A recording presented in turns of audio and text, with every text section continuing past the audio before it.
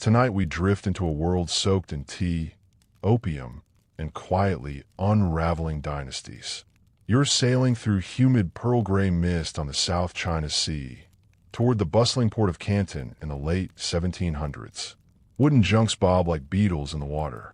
The air smells like sandalwood, salt, and the faintest trace of gunpowder. You step onto the pier, brush past lacquered boxes of porcelain, and hear the rhythmic chant of dock workers hauling crates of tea leaves taller than you. Britain's obsession with Chinese tea has become a full-blown national addiction. And the problem is, nobody in China wants anything the British have to trade. British merchants are bringing woolens and trinkets. The Chinese are politely declining while pocketing Spanish minted silver. So, silver flows out of Britain like a hemorrhage. And every nobleman, factory owner, and ship captain back home is starting to sweat bullets over their dwindling reserves. Not exactly ideal when you're trying to keep the lights on in an empire. So, before you get comfortable, take a moment to like the video and subscribe, but only if you genuinely enjoy what I do here.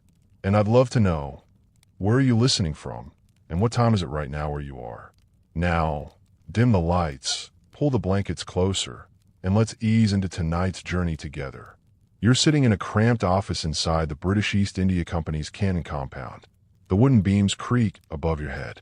A ceiling fan spins lazily, pushing around thick air that smells of tobacco and sweat.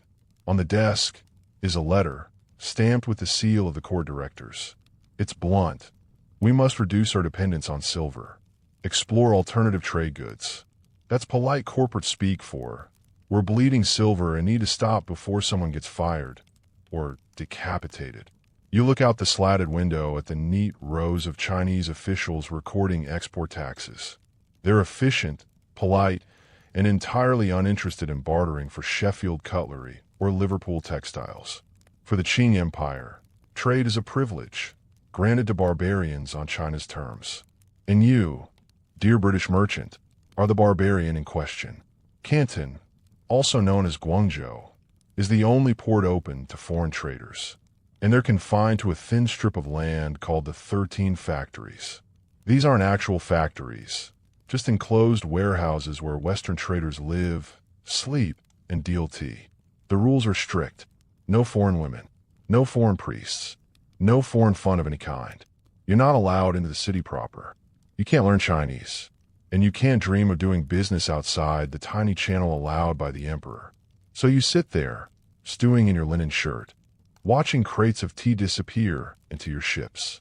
And for every ton you ship back to England, the Chinese demand silver in return. You hand it over, knowing full well that your company's reserves are circling the drain. Back in London, Parliament is panicking. The East India Company's balance sheet is a horror show, and the national treasury is shrinking. It's not just tea. It's porcelain, silk, rhubarb, and exotic spices.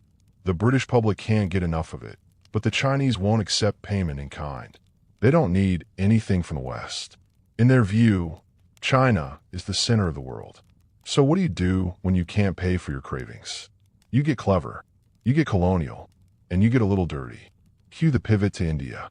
The British East India Company doesn't just trade, it rules. And in India, it rules with brutal efficiency. Bengal, Bihar, and Malwa are under British control, and they're perfect for one sticky little crop that nobody wants to talk about at dinner parties, Papaver somniferum, the opium poppy. You walk through the fields of Bengal as sunrise pours golden light over endless green. Local farmers, many in debt, are forced to cultivate poppies instead of rice. They slice the flower pods with curved knives, letting milky sap ooze out. That sap is collected, dried, packed into chests, and suddenly, Britain has a product China didn't ask for but can't seem to stop buying. Of course, opium is technically illegal in China, but when has that ever stopped global trade? You oversee crates of raw opium being transported down the Ganges, destined for the port of Calcutta. They're auctioned off to private merchants, British, Indian, Armenian, who then smuggle it into China under the radar.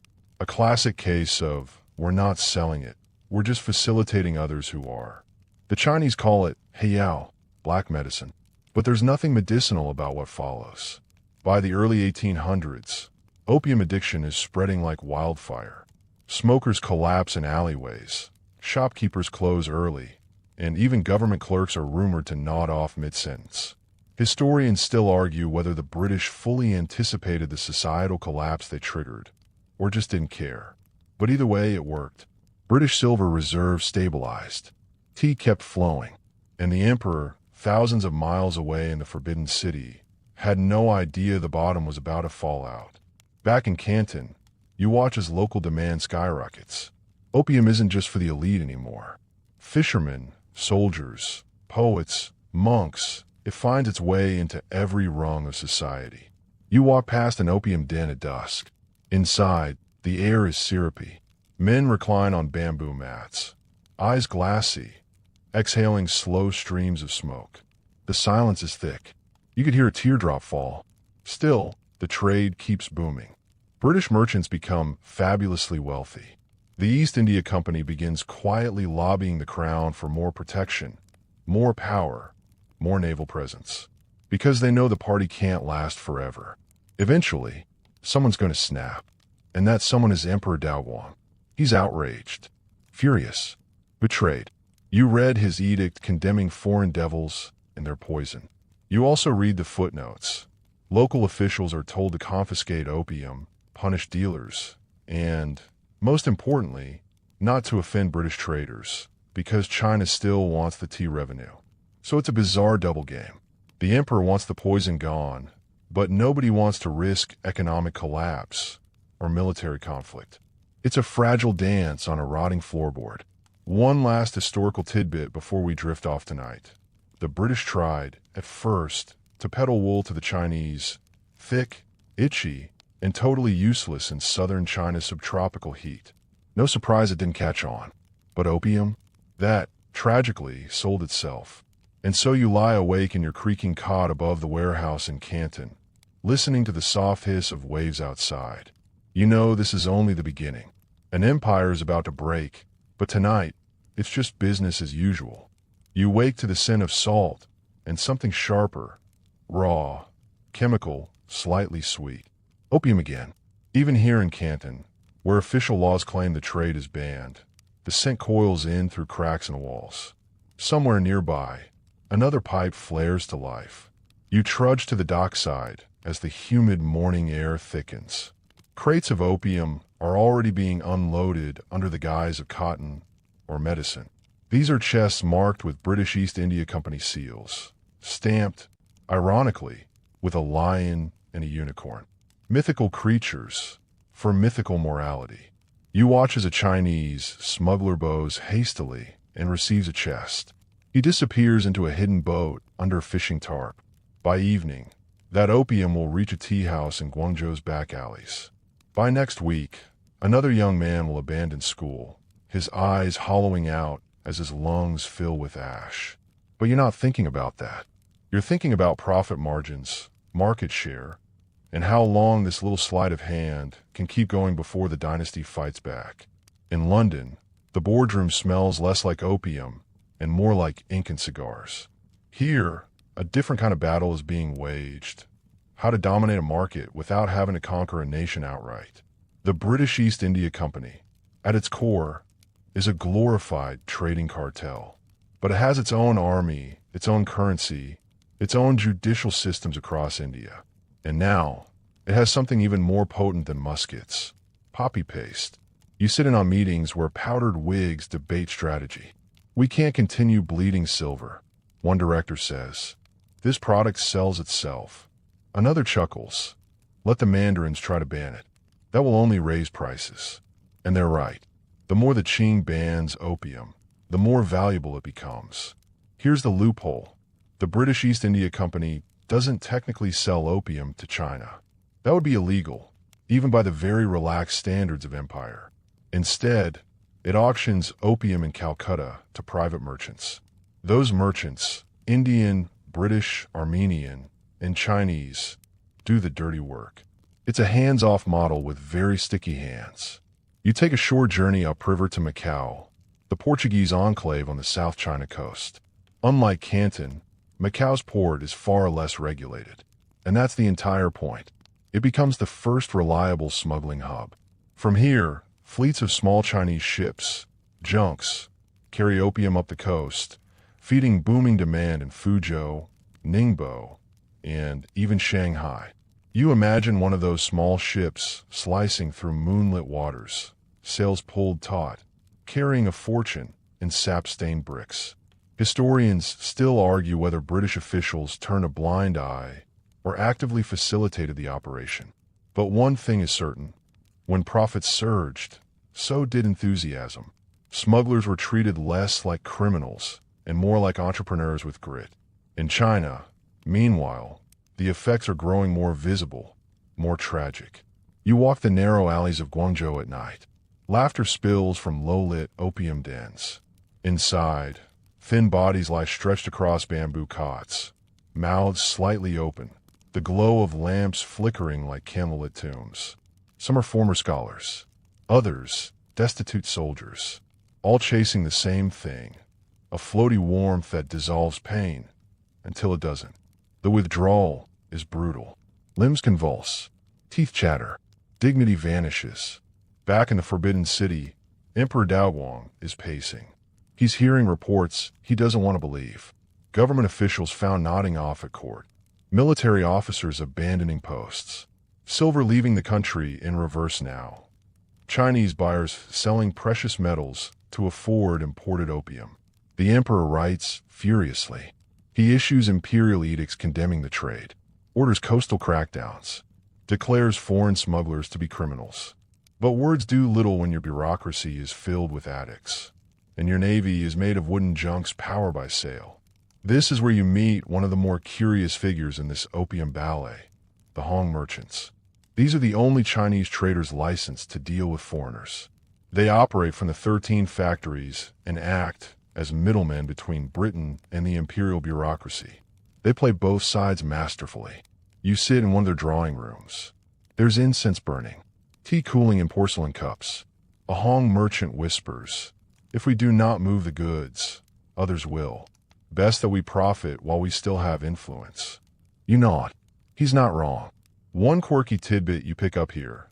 To hide the smell of opium during inspections, smugglers sometimes packed it in boxes of tea. In rare cases, the scent mingled so thoroughly that some European connoisseurs claimed the resulting brew had a calming, almost narcotic undertone. Was it real, or just the power of suggestion? Historians still argue. But regardless, the strategy worked. By 1830, British opium imports in China are at historic highs. Nearly 20,000 chests per year, each containing over 130 pounds of pressed resin. Multiply that by tens of thousands of customers, and you're looking at a slow-motion societal implosion. A scholar might put it delicately. The opium trade eroded China's fiscal sovereignty and moral fabric. But you just walk the ghosted corridors of a once proud city and smell the rot beneath the incense. And it's only getting worse. You hear rumors of Chinese coastal villages entirely dependent on opium smuggling. Families abandoning traditional crafts to enter the lucrative black market. Small-time officials bribed with pouches of paste. A Confucian society now quietly pulsing to the beat of a British drug empire. And the British, smug as ever, continue to pretend their hands are clean. It's just free trade. They insist. Supply meeting demand. You roll your eyes. The kicker? Some British moralists back home actually do protest the trade. Missionaries and reformers write letters to Parliament, decrying the devastation. But those voices are drowned out by richer ones, the ones counting coin. Here's another strange twist for your sleepy brain. Britain already has opium laws at home. In England, the sale of opium is monitored. Laudanum, the tincture made from opium, is restricted in dosage. It's known to be addictive. It's treated with caution. But that caution doesn't extend overseas. After all, the suffering is happening in a land most British subjects will never see. Out of sight, out of conscience. One particular diary entry from a British trader sticks with you. The Chinese, though warned, continue to purchase the drug with such zeal. One must wonder if God made them especially susceptible. You sigh. That's the moral framework of an empire. Blame the addict, not the dealer. And yet, you're not shocked. Because this isn't about China, or morality, or even trade. It's about leverage. Britain knows that as long as China depends on opium and bleeds silver to get it, the Qing Empire will remain economically hobbled. And a hobbled empire can be pushed, prodded, negotiated with a cannon point. And so, as you drift towards sleep tonight, wrapped in the fog of incense and history, remember this. Empires don't always fall with a bang. Sometimes, they crumble with a whisper of smoke curling from a bamboo pipe and a deal signed in shadows. The smoke no longer whispers. It hisses. You're in a narrow estuary now, somewhere upriver from Canton, crouched in the shadow of a junk's hull. Water laps quietly against the wooden planks. The sky is gray, colorless, like a dirty porcelain bowl. Beside you, crates of opium wrapped in oilcloth are being handed from one silent man to another. No words, no lanterns. Just the slick thunk of illegal commerce and the sharp scent of poppy resin clinging to every surface. Welcome to the back door of the Qing Empire. By the 1830s, smuggling has evolved from an illicit gamble into a finely tuned operation. You no longer see desperate fishermen ferrying boxes beneath tarps. Now, it's full-blown networks. Couriers, warehouse keepers, bribed officials, and even translators with memorized maps of riverbeds. The machinery is so vast that it feels inevitable, as if it had always existed. This is how opium flows, not in chaos, but in silence. And it all leads upstream, into China's heart, and straight into its veins. You drift with a smuggler's boat along the Pearl River Delta. Fog hangs low over the water, turning every movement ghost-like. You're carrying 6 chests tonight. Not much, but enough to ruin hundreds of lives. The courier beside you chews dried ginger root to stay awake. He says nothing. He doesn't need to. Each chest holds around 130 pounds of opium, formed into balls and bricks, stamped with the seal of the East India Company's Calcutta factories. That's right, British hands are still all over it. They're just a bit more invisible now. The chest will reach a warehouse near Foshan. From there, local dealers distribute the product through tea shops, inns, and even apothecaries posing as herbal clinics. You step into one. The pharmacist bows, smiling. Shelves are lined with ginseng, dried seahorses, and wrapped opium pellets labeled as sleep aids. You know what it really is. Everyone does, but nobody says a word. And while all of this plays out like a smoky ballet on the ground, the British East India Company continues to pull the strings. Their system is brutal but elegant. They auction raw opium in Calcutta, refuse to acknowledge what happens next, and reap immense profits as Chinese silver pours back into India. It's the economic equivalent of laundering, except instead of clothes, it's souls. Back in China, the numbers are grim. Addiction rates have soared. Estimates vary, but many scholars agree that by the late 1830s, somewhere between 1 and 2 million people in China are addicted. The Qing Empire's military is especially vulnerable. Troops found slumped in their bunks, weapons unattended, eyes red-rimmed and slow. It's like watching an immune system shut down from within. You accompany a provincial inspector on a surprise visit to a garrison. The soldiers stumble to attention. Several can't even stand. Opium pipes are hurriedly kicked under beds, but it's too late. The stench gives everything away. The inspector sighs and leaves without a word. His report will be ignored. Anyway, it's no longer just a trade problem. It's a national crisis. Still, you can't help noticing the other side of this coin. For British merchants, it's a golden age. Opium profits fund mansions in Calcutta, villas in Bath, and new wing extensions for Cambridge colleges. One tea trader earns so much in 3 years that he retires at 30 and spends the rest of his life collecting Chinese porcelain, paid for by China's own collapse. Irony is a rich man's game, and while the British rake it in, the Chinese officials on the ground are stuck in a bureaucratic labyrinth. Corruption is rampant. You bribe a port inspector with a single silver coin and a small packet of opium. He waves your junk through without so much as a glance. Historians still argue whether the imperial court underestimated the crisis or simply had no tools to stop it. After all, enforcement was left to underfunded local magistrates, many of whom were addicted themselves. Even when smugglers were caught, punishments were often light, or else entirely bypassed with bribes and favors. By this point, opium is being smoked in every social class. Peasants use rough pipes carved from bone. Merchants carry portable kits with ivory mouthpieces. Some nobles even have personal attendants to light their pipes and wipe their brows. It's not just physical, it's cultural now. Poets write verses in opium dens. Painters dream in smoke. Some Buddhist monks even claim it enhances meditation. Though one suspects they're just tired of chanting while sober. You sit in one such den. The air is thick with haze. The walls are hung with yellowed calligraphy scrolls and faded tapestries. Someone plays a cheen, a 7-string zither, softly in the corner. Around you, men and women lie in various stages of drift. One man tries to stand, stumbles, then laughs quietly as he sinks back into the cushions. It feels like a slow-motion suicide, and yet, it's also weirdly peaceful. You remind yourself not to romanticize it. This is an epidemic, not an aesthetic, and the empire is starting to feel the symptoms. Silver outflow becomes a nightmare. Traditionally, China had maintained a silver standard for its currency, relying on metal reserves to back up monetary value. But now, silver is bleeding out of the country to pay for opium. The balance of trade has flipped. Inflation starts creeping in. Local governments can't meet tax quotas. Military wages are delayed. Discontent brews. And amidst it all, a new word emerges. Daoyin, moral decline. The mandarins, Confucian scholars, and aging aristocrats begin to panic. They blame the young. They blame the merchants.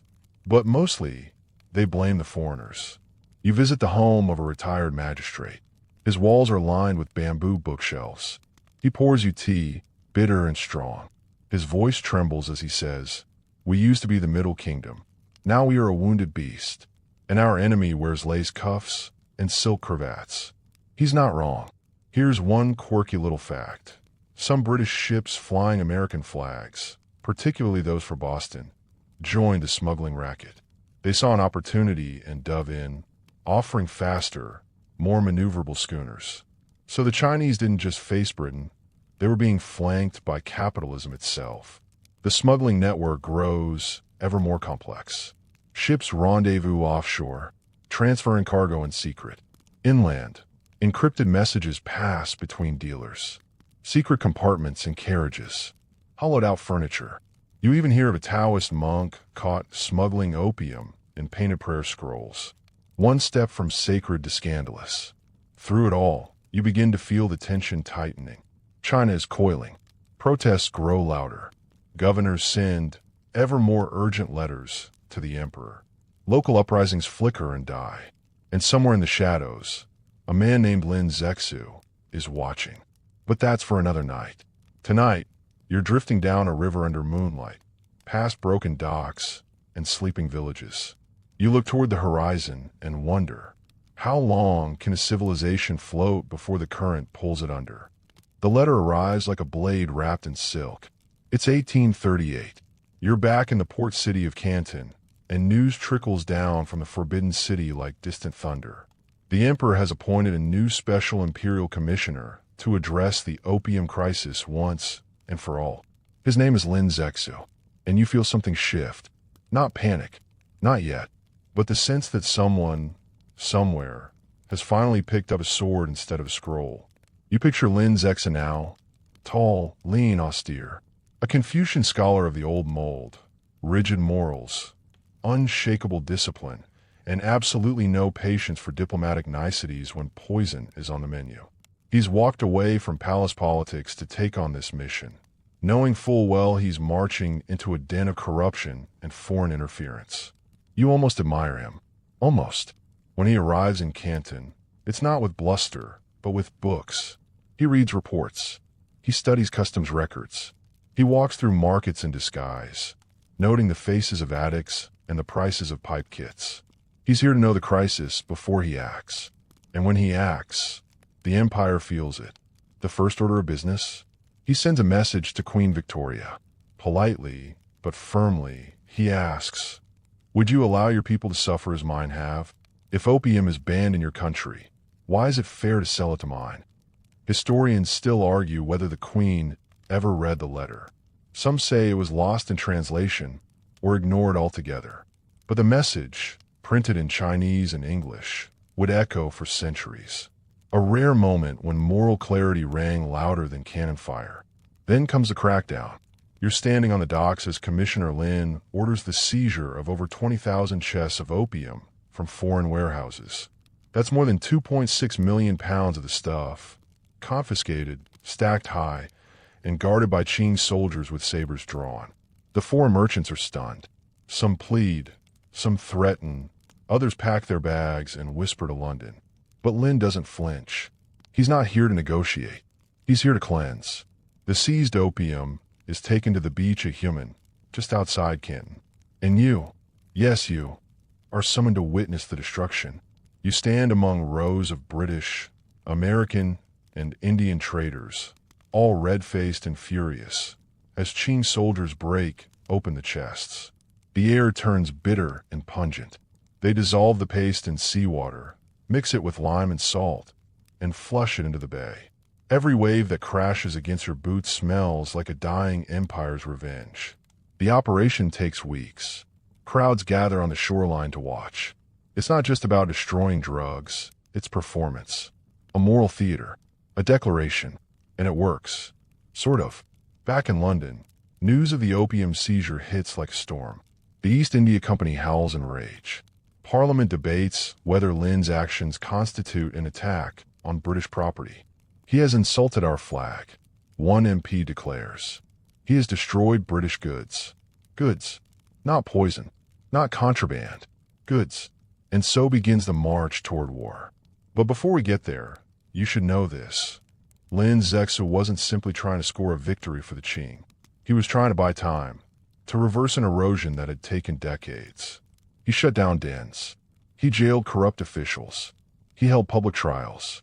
For a fleeting moment, you glimpse what a real anti-opium movement could look like. Swift, just unsentimental. But the system resists. Local smugglers reroute. Foreign ships pull back temporarily, then reposition further down the coast. And the traders? They howl to the crown, demanding naval intervention. Their argument is simple, ludicrous, and terrifyingly effective. Our honor has been offended. Our property destroyed. Never mind that the property in question was banned in the very country where it was sold. Britain frames the issue as a matter of free trade, as if addiction were just a side effect of global commerce. You board a British clipper headed back to Calcutta. On board, the crew jokes about that fool Lin and bets how long it will take until the Royal Navy is deployed. They speak with the confidence of men whose empire has never been told no, and they're right to feel cocky. In 1839, Prime Minister Lord Melbourne's government moves quickly.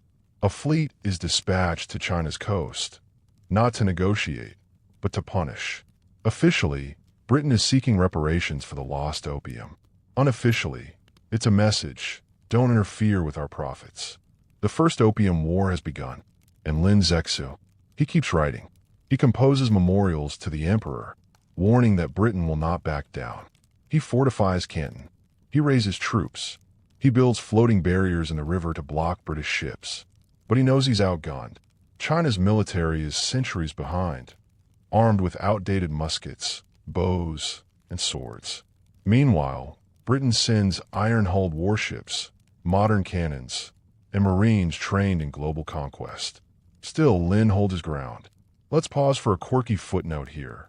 Lin Zexu, during his crackdown, also banned unhealthy Western books from circulating in China, except for one exception: mathematics texts. He respected their logic, their structure, their clarity. They do not mislead, he wrote, which is more than you can say for a ledger filled with drug profits. But idealism can only hold off a warship for so long. You watch from a hilltop as the HMS Nemesis, The first iron steamer deployed in Asian waters glides up the river. It looks alien, black, armored, a floating omen. The Qing junks, beautiful and ceremonial, are no match. They catch fire almost immediately. British troops land. Trade forts are bombarded. Rivers burn. Lin is recalled in disgrace. His fall is swift and symbolic. He had done everything right, by Confucian law, by moral logic, even by international precedent. But the emperor folds. He doesn't want full-scale war, and Lin, with his stubborn virtue, becomes the scapegoat. You visit his quarters the night before he departs. It's quiet. The lamps are dim. He's writing again, a letter to the emperor, asking only that his actions be judged by heaven. Outside, the smoke of burned villages hangs in the night air. You realize that the war has only just begun, because this isn't just a clash of nations. It's a confrontation between two visions of the world. One ancient, proud, hierarchical, the other mercantile, extractive, and unstoppable. And in this matchup, morality rarely wins. The wind off the Pearl River carries it now. Ash drifts lazily across the water like falling snow. You step over the charred hull of a Chinese junk, its red and gold paint scorched black, sails melted into ribbons. The British have arrived in force. Ironclads, marines, powder kegs, and diplomacy has been tossed overboard. This is Gunboat Diplomacy 101, and you're standing on a live demonstration deck. The year is 1840. The First Opium War is no longer a simmering trade dispute. It's a theater of humiliation. You follow the British fleet as it punches northward along China's coast. They blockade the Yangtze River, bombard coastal forts in Ningbo and Chusan, and land troops at will. The Qing Navy tries to fight back, but the mismatch is grotesque. China's defenders use cannons mounted on ropes, swords from another century, and tactics designed for pirates, not modern warships. You board the HMS Nemesis, the first iron steamer China has ever seen. It hisses with steam like a dragon out of a dream, gliding upriver without wind or oars. Chinese soldiers on shore fire matchlocks from bamboo forts. The Nemesis responds with explosive shells. The result is not a battle, it's demolition. One officer beside you chuckles darkly. Their courage is admirable. Their equipment, medieval. You want to look away, but you don't. Because this, right here, is what happens when a trade war turns into an actual war. It's not just the ships, it's the arrogance. British commanders walk into villages demanding concessions at gunpoint. They seize territory, imprison Chinese officials, and force ports to open like stubborn clams. They do it all under the banner of restoring free trade. And yet, what they're really restoring is British pride and British profit. Historians still debate whether the war was inevitable. Some blame Lin Zexu for provoking it. Others say Britain was always going to force its way in, one way or another. But to you, standing knee-deep in rubble and tea leaves, it's hard to pretend this wasn't premeditated. The goal wasn't compromise. The goal was leverage. And once Britain gets it, they squeeze. You're present at the negotiations for the Treaty of Nanking, signed in 1842. The Qing delegation arrives in stiff robes, faces pale and silent. The British representatives look like they're ordering from a menu. Here's what they demand and receive. Hong Kong is ceded to Britain in perpetuity. 5 new treaty ports are open to foreign trade. Canton, Xiamen, Ningbo, Fuzhou, and Shanghai. A $21 million indemnity is levied on China to be paid in silver. Extraterritorial rights are granted, meaning British citizens in China are subject only to British law, not Chinese courts. And most humiliating of all, most favored nation status is awarded, ensuring that Britain gets every privilege China offers to anyone else, automatically. You read the treaty over the shoulder of a translator. Every clause drips with colonial triumph. Not one word about opium, not a single sentence outlawing it. It's as if the entire war was about tea and honor. The British don't even acknowledge the original cause. That silence is louder than cannon fire. And the Qing? They sign, because they have no choice. In the Forbidden City, The emperor weeps. His seal is stamped onto the parchment anyway. You imagine him pacing through incense-clouded halls, watching 2,000 years of imperial pride traded away for an armistice that doesn't even mention the poison still flowing through his people's veins. One quirky detail here. When Hong Kong is first ceded, many British officials are underwhelmed. A barren rock, one naval officer writes. Useful only as a coaling station. Oh, how wrong they were. You stand atop Victoria Peak just a few decades later, looking out at a thriving hub of global commerce, built on ashes and addiction. But back in the 1840s, the mood in China is pure despair. You walk through the reopened port of Shanghai. British gunboats sit smugly in the harbor. Missionaries build churches. Traders open warehouses lined with tea, silk, and, of course, opium. Chinese officials try to regulate it, to monitor it, to at least contain the damage. But the war has stripped them of authority. Any effort to resist is met with threats, or worse, with more shells. The opium flows like a river now. And it's not just a foreign trade. It's a local enterprise. Chinese dealers, shippers, and even farmers become part of the machinery. The black market is now half legitimized by the collapse of Qing power. You walk through a former customs station, now rented to a private British firm. The inspector winks as you pass. We're all partners now, he says, one way or another. And that's the truth. The Treaty of Nanking was never just about territory. It was about rewriting the rules of engagement. From now on, Western powers will deal with China as a crippled equal, not a sovereign wall of jade. The Great Wall might still stand, but the empire behind it is buckling. And back in London, champagne corks pop. The newspapers print triumphant headlines. Civilization prevails in the East. Stock prices surge. The East India Company doubles down on poppy cultivation in India. Traders petition to expand opium shipping. The war didn't curb the drug trade. It blessed it. And Lin Zexu? Exiled. He is sent to a remote post in the provinces. Forgotten, humiliated, a martyr without a monument. It would be years before his legacy is redeemed. But even in exile, he keeps writing. The sea may forgive, he pens in one letter. But history remembers. You walk through the remnants of a village near Canton. The locals avoid eye contact. Children play beside sunken ships. A makeshift temple has been built from the splinters of British cannon fire and Qing boats. There's a saying painted above the altar in faded red ink. A mouth full of smoke, a nation full of ghosts. That's the real aftermath of this war. Not just lost land, but lost faith. The Qing court now knows it cannot defend itself against modern weaponry. And the people, they begin to whisper what they would never have dared say aloud before.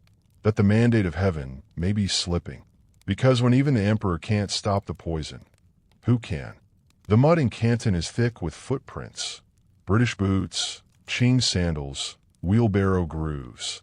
All layered atop one another like an archaeological site that hasn't had time to age. You walk past warehouses that didn't exist 5 years ago.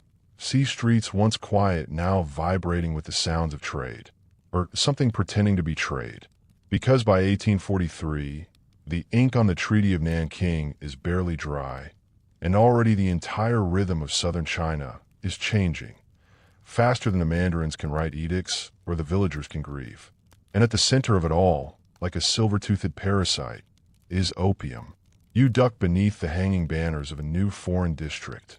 The factories, British, French, and American flags flap above mansions built for tea, silk, and tobacco, but financed by narcotics.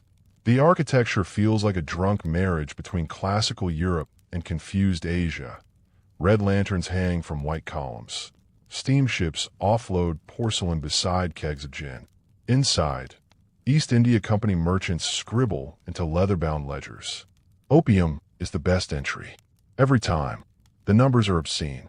10 years ago, China was importing maybe 5,000 chests of opium annually. Now it's pushing past 30,000. Each chest holds about 140 pounds of raw Indian poppy resin, enough to numb an entire village. And here's the quiet horror.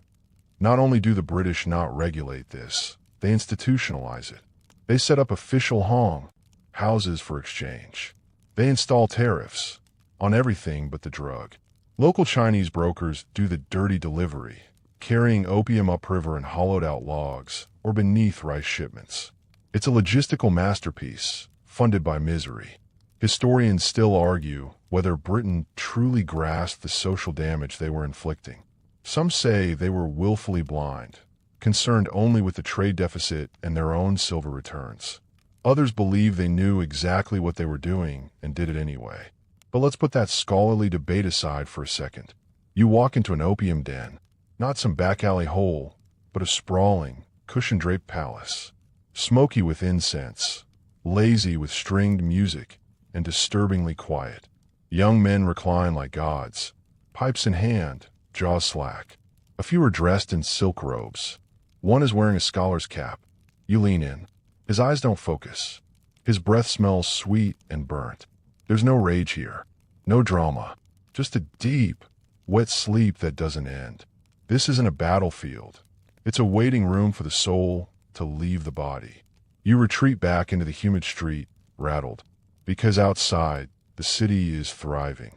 Foreign merchants are buying land. Chinese translators are making fortunes. Streets are widened, banks established, treaties signed. But all of it, is built on something that melts the minds of the men in those dens. And while the British merchants count silver, the Qing officials are caught in a limbo of denial and impotence. They know the people are dying. They know the empire is bleeding. But they cannot stop it, because legally, opium still isn't banned. You read a local proclamation. It is undesirable for young men to abandon their studies for the pleasure of smoke. May families discipline themselves in righteousness. That's it. That's the strongest official warning on record in 1844. You almost laugh, not out of humor, but despair. A few hundred words of polite Confucian concern are not going to stop a tide of addiction washing over 400 million people. Meanwhile, the missionaries arrive.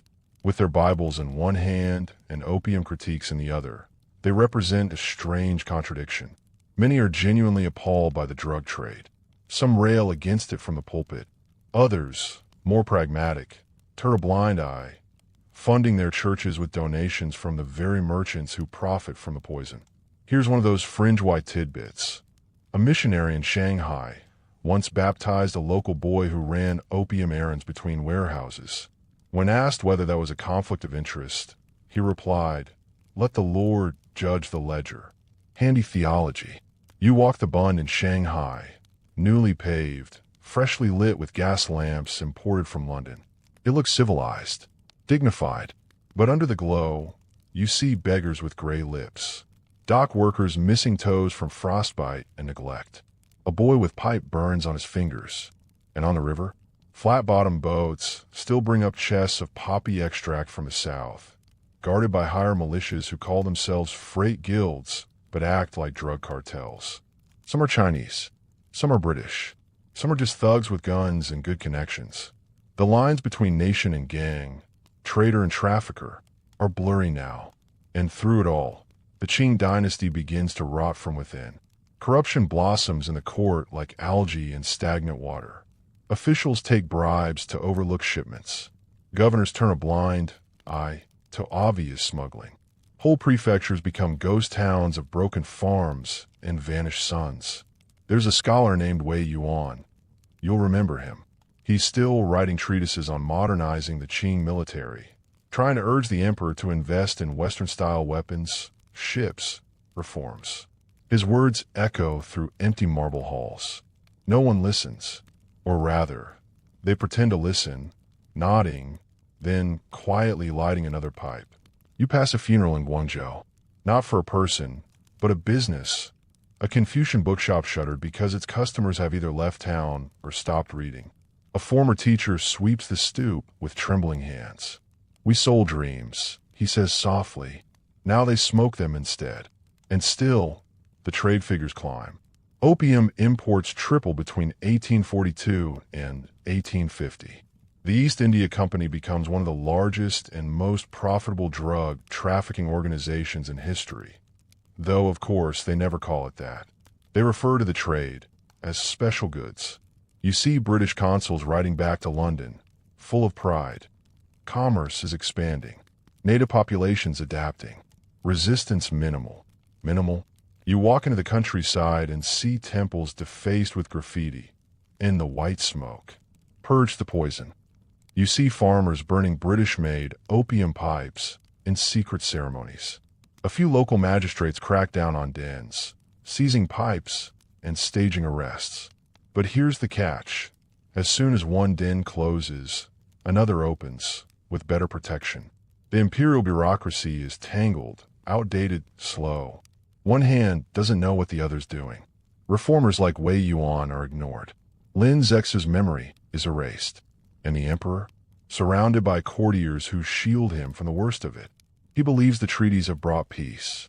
You, meanwhile, stand atop a hill looking over Canton. It's peaceful, quiet. Sunset dips the city in gold.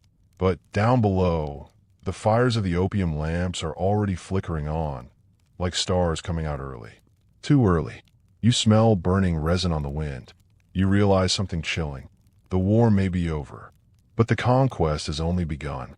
It's 1850, and you are riding upstream along the Yangtze River on a creaking river junk, flanked by cracked barrels of tea, moldy hemp rope, and a cargo of whispered resentment. Behind you, the old port cities still buzz with foreign flags and foreign wealth.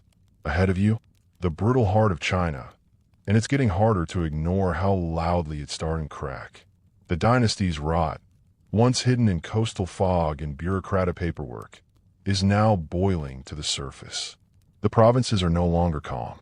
Farmers clutch their sons tighter. Soldiers defect in silence.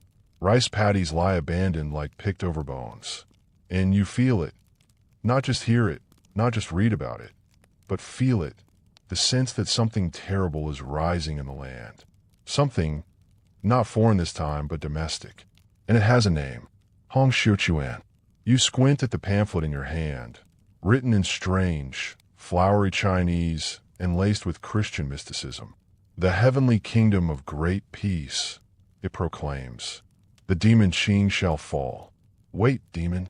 Oh yes, this man, Hong, claims he's the younger brother of Jesus Christ. He says he's been shown visions by angels. And in those visions, the Manchu rulers are literal demons sent to destroy China's soul. You raise an eyebrow. Okay, a very long eyebrow. But here's the thing. People believe him. By the tens of thousands. Because the empire is suffocating under corruption. Because taxes are crippling villages. Because opium has hollowed out entire counties. And because Hong offers something the emperor no longer does. Hope. Historians still argue whether Hong was insane, inspired, or just the right madman at the wrong time. What's not debated? The size of the storm he unleashes. You pass towns where Taiping flags now fly, crimson with golden calligraphy, bearing swords and angels in the same brushstroke. Women in uniforms drill beside men. Missionary hymns echo from stone temples. And opium, banned. That's right, in the heart of the Taiping Rebellion. Opium use is punishable by death. The rebels see it as a foreign toxin, a deliberate poison injected into China's veins by the West and tolerated. No, welcomed by the Manchu court. It's the ultimate symbol of decay, and Hong is determined to erase it. You visit Nanjing, which the Taipings rename Tianjing, heavenly capital. It's strangely orderly. You're escorted past clinics that treat addicts with herbal tonics, manned by rebel nurses quoting both the Bible and Confucius. In a smoky corner, an old man explains how his village once lost 3 sons to the poppy pipe, but now they've returned, sober and furious, and joined the rebellion. The irony is almost funny, if it weren't so devastating. The only part of China where the opium problem is truly tackled is the part trying to burn the empire to the ground. And the Qing response? Well, limp at first. You sit in on a court discussion in Beijing. The emperor is flanked by aging ministers, many of whom are secretly addicted themselves. One quietly suggests raising new taxes to fund a counter-rebellion force. Another proposes asking the British for military assistance. After all, they have a vested interest in trade continuing. You blink. Wait, the same British who pumped in the opium? Yep. And here's where things twist into full farce. Because, while Hong's armies are marching with anti-opium banners, British merchants in Shanghai are still unloading crates of poppy resin like it's business as usual. They shrug at the rebellion. Internal matter, they say, but not for long. Because in 1856, a small Chinese ship called the Arrow, registered under a British flag, is boarded by Qing officials. Some say the flag had been lowered. Others say it was still flying. Regardless, the British government is outraged. Outraged that their vessel was disrespected. And so, in true imperial fashion, they bombard Canton. Welcome to the Second Opium War. You barely had time to recover from the first, did you? This one is bloodier, meaner, less about trade, more about punishment.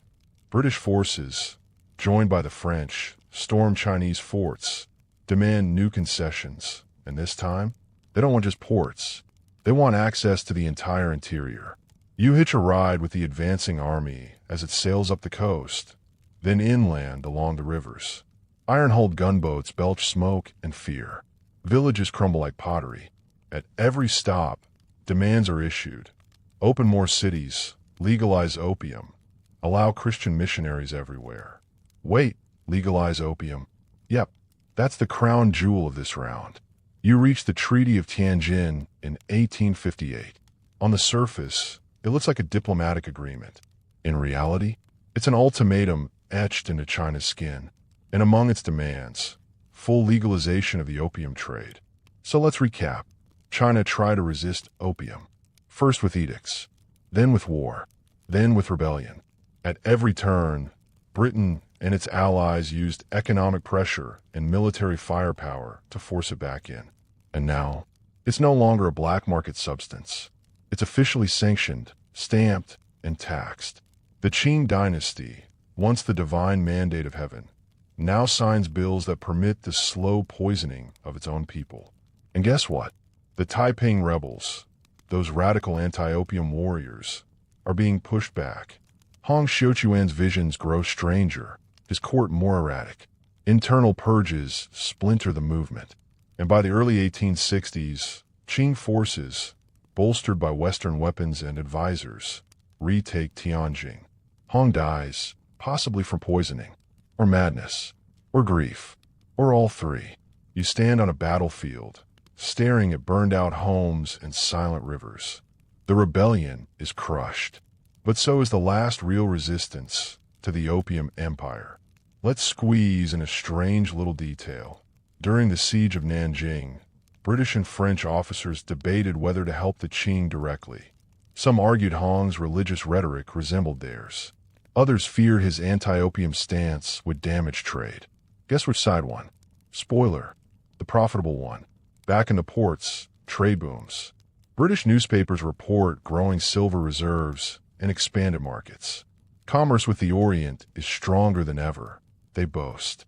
Opium dens spread into the Chinese interior, no longer hidden but operating openly, complete with signage, pricing boards, and loyalty discounts. You're not joking. One merchant in Tianjin offered to buy 10 pipes, get one free promotion. Meanwhile, Chinese society splinters further. You see in the faces of old scholars who no longer teach, in women who pawn wedding jewelry for one last fix for a son, in the poetry of the era, no longer elegant odes to nature, but bleak verses filled with smoke and grief. Yet through it all, the dynasty pretends it's still in control. They commission palaces, stage parades, decorate court rituals with paper dragons and hollow prayers. But even the emperor's robes smell faintly of opium now. He has a private supplier. His eunuchs are addicted. His scribes forget names. You wonder, when does a dynasty fall? Is it when armies are defeated? Or is it when dreams are sold for smoke? Because if you ask the common people trudging beneath these collapsing temples, they'll tell you, the Qing are already gone.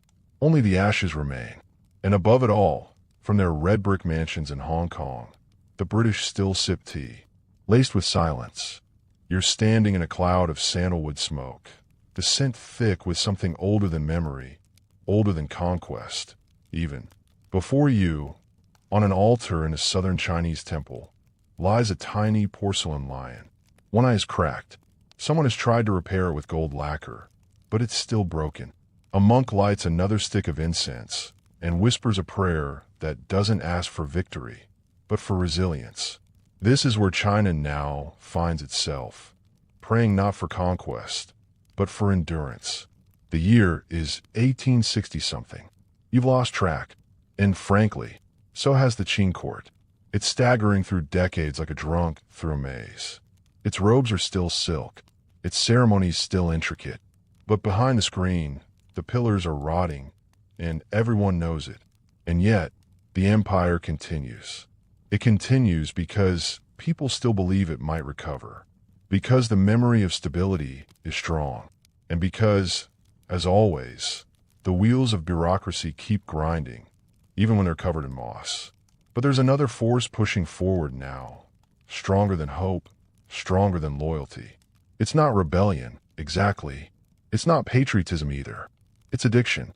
You walk through a town in the Sichuan highlands. It should smell like tea and pine resin. Instead, it smells like tar, like lamp oil, like the pungent sweetness of opium heated in cheap clay pipes.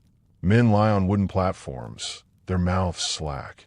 One tries to sing an opera aria, but forgets the words halfway through. This isn't some underground vice anymore. This is life. Opium has woven itself into China's culture.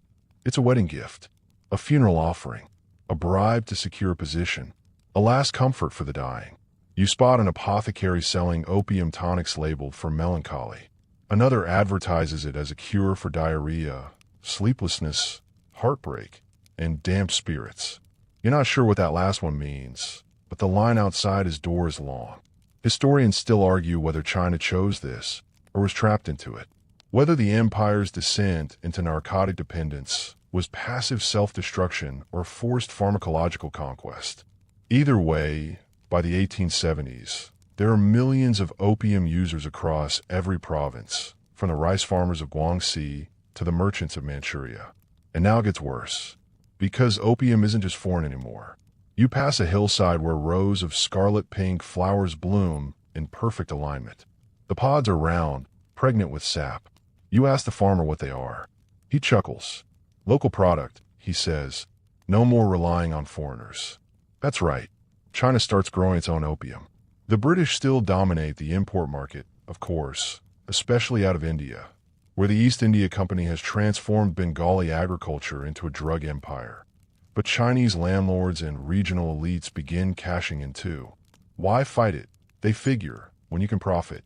So entire regions, once rich in millet or wheat, switch to poppy. It's an agricultural gold rush, and it's devastating, because poppy is a selfish crop. It drinks nutrients, exhausts the soil, and leaves little behind. So villages sink into debt cycles. You plant poppy to make money to survive, but it ruins the land. So next year, you must plant more poppy. And the hunger grows. You meet a local official in Yunnan who smokes 3 pipes a day. He slurs his words, but insists that poppy cultivation has stabilized the region. He points to his new roof, his silk vest, his imported inkstone. Then he passes out mid-sentence. You help prop him up against a wall. He's not the exception. He's the model. Even Qing officials tasked with managing opium usage are frequently users themselves. One governor reportedly scheduled all administrative meetings for the afternoon because he needed the morning to recover from his pipe. You sit in one of these meetings. The walls are yellowed with smoke. No one makes eye contact. A clerk reads out trade data, showing a rise in medicinal exports. Everyone nods. No one says the word opium. The silence is deafening. But somewhere out there, someone is watching all this, taking notes, preparing, because Britain is evolving too. Its empire is slicker now, better dressed, with smoother lawyers and smarter banks. You attend a party at a British consulate in Shanghai. Polished marble floors, crystal chandeliers, Englishmen sipping port, while Chinese interpreters hover politely. The topic tonight? Modernizing trade and expanding influence. Translation: more markets, more concessions, and more control. This is the new colonialism. Less about conquest by cannon, more about conquest by contract. You see this clearly in the treaty port system. These are cities where foreign powers enjoy extraterritoriality, a word that means they're literally above local law. In these enclaves, British merchants answer to British courts. British soldiers patrol Chinese streets. You step into one of these treaty ports, let's say Ningbo. It's like a slice of Victorian London, but warped. Gas lamps, cobblestones, church bells, horse-drawn carriages, but also rice paper screens, mahjong parlors, and opium dens, all side by side. Chinese servants rush to meet European demands. Chinese women wear English corsets. Chinese clerks speak in awkward Queen's English. It's not just economic control, it's cultural reshaping. And not all of it is hostile. You meet Chinese reformers who sincerely believe that adopting Western science, Western dress, and yes, even Western medicine, minus the opium, hopefully, is the way forward. One young scholar, Liang, tells you, we must absorb the tiger's strength without being devoured. It's a beautiful idea. Tragic too, because as you're leaving that meeting, you notice something odd. The reformer is hiding an opium pipe behind his scrolls. Even those who want change can't escape the haze. But wait, let's not forget the Americans. Oh yes, the United States is in on the action now. Not just missionaries, but merchants too. Boston-based firms are importing Turkish opium and trading it through Hong Kong intermediaries. Their ships sail alongside the British ones, carrying the stars and stripes over barrels of poppy resin. One American captain is even quoted as saying, if we don't sell it, someone else will. The moral compass wobbles in every direction. There's a strange moment in the 1870s when opium, silk, tea, and silver are all flowing in loops so complex that no one really knows who owes whom. You try to diagram it once on a tavern napkin. It ends up looking like a spaghetti monster wearing a monocle. Here's a fun fringe tidbit. The Hong Kong and Shanghai Banking Corporation, you know it today as HSBC, was literally founded to manage the flow of opium profits and imperial trade. Its vaults once stored the silver earned from the drug that killed dynasties. And don't even get started on Jardine Matheson, the British firm that pioneered opium trafficking in China. They're now the face of respectable commerce. You pass their office, marble columns, brass nameplate, and a quiet echo of thousands of ruined lives behind those walls. You walk into an old village school. The children are drawing with charcoal on rice paper. One boy sketches a poppy flower. His teacher scolds him gently, then sighs. You talk to her later. She tells you, they don't know a China without it. None of us do. Outside, the hills are green. Cicadas sing. But somewhere always, someone is lighting a pipe. Always. And just as you're about to leave, you see it. A funeral procession. The deceased was a young man, barely 20. His mother weeps into a sleeve embroidered with lotus flowers. His brother carries a bundle of paper money to burn. And his best friend? He's too high to walk straight. The mourners pause at a corner where a shop displays dried poppy bulbs like candy. Life and death, bloom and decay, side by side. You wonder, how long can this go on? How long can a nation inhale its own erosion? The years creep on like smoke curling through a shattered window. By the 1880s, China is no longer just under siege from outside. It's hollowing out from within. You stand on a ridge above the Yangtze, watching barges drift by. Some carry rice, others silk, but most are bloated with sacks of dried poppy, bound for the cities. You see a cargo manifest fluttering in the wind. It lists weights and tails and destinations like Guangzhou, Nanjing, Tianjin. Some shipments are even headed west, toward Xinjiang and the edge of empire. Because now it's not just the coast that's addicted. The interior, once distant from treaty ports and foreign concessions, has caught the plague. Even nomads in Gansu, who used to trade in felt and horses, now carry opium paste hidden in yak-hide satchels. The Silk Road becomes the Poppy Road. Monks in Dunhuang smoke to see visions. Mountain tribes use it for ritual sleep. It doesn't matter how remote a place is. If it has mouths, it has pipes. And while the body of the Qing Empire is crumbling, its limbs are twitching with reform. Desperate, scattered, often contradictory, but real. You visit the capital in the early 1890s. Beijing is still majestic. Wide boulevards, tiled roofs, red lacquered gates. But it's like a dying man in royal robes. Beneath the surface, fear. The emperor, Guangxu, has just launched a wild, breathless initiative called the 100 Days Reform. Western schools, modern armies, railway construction, legal restructuring. It's a frenzy of progress, unleashed in panic. And there, buried in the reform edicts, is something small but telling. All provincial officials shall henceforth limit the cultivation and sale of opium. It's a whisper of resistance, a tiny seed planted in toxic soil. But guess what? It fails. The reforms are crushed by the conservative Empress Dowager Cixi, who stages a coup to maintain her grip on power. Reformers are jailed, executed, or exiled. Modernization is deemed too dangerous.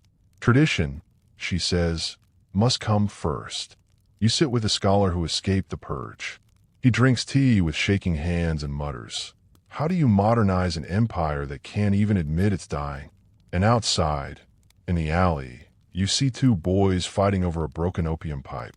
Cixi herself, let's not forget, is no stranger to the haze. She was known to indulge in the pipe, like many in the court. It was a normalized vice, a silent plague. Even as she condemned reformers for betraying Chinese values, she puffed on the very substance that had destroyed those values. The contradiction is grotesque and tragically human. Meanwhile, foreign powers keep circling like vultures. Russia claws into Manchuria. France gnaws at Yunnan. Japan eyes Taiwan and Korea. And always, the British linger in Hong Kong and the Yangtze Delta, managing their shipping lanes like surgeons of slow-motion collapse. You attend a meeting between British diplomats and Qing officials.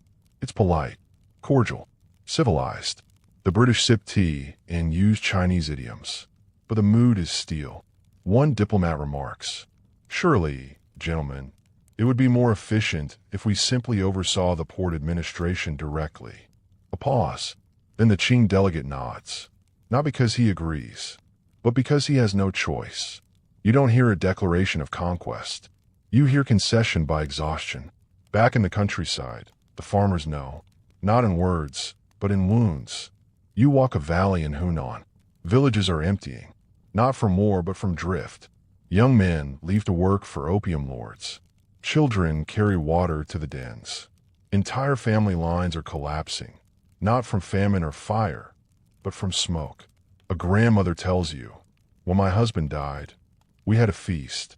When my son started smoking, I wore mourning clothes again." You carry that sentence like a stone in your chest. And in the cities, even darker things are happening. In Shanghai, opium dens evolve into opium palaces.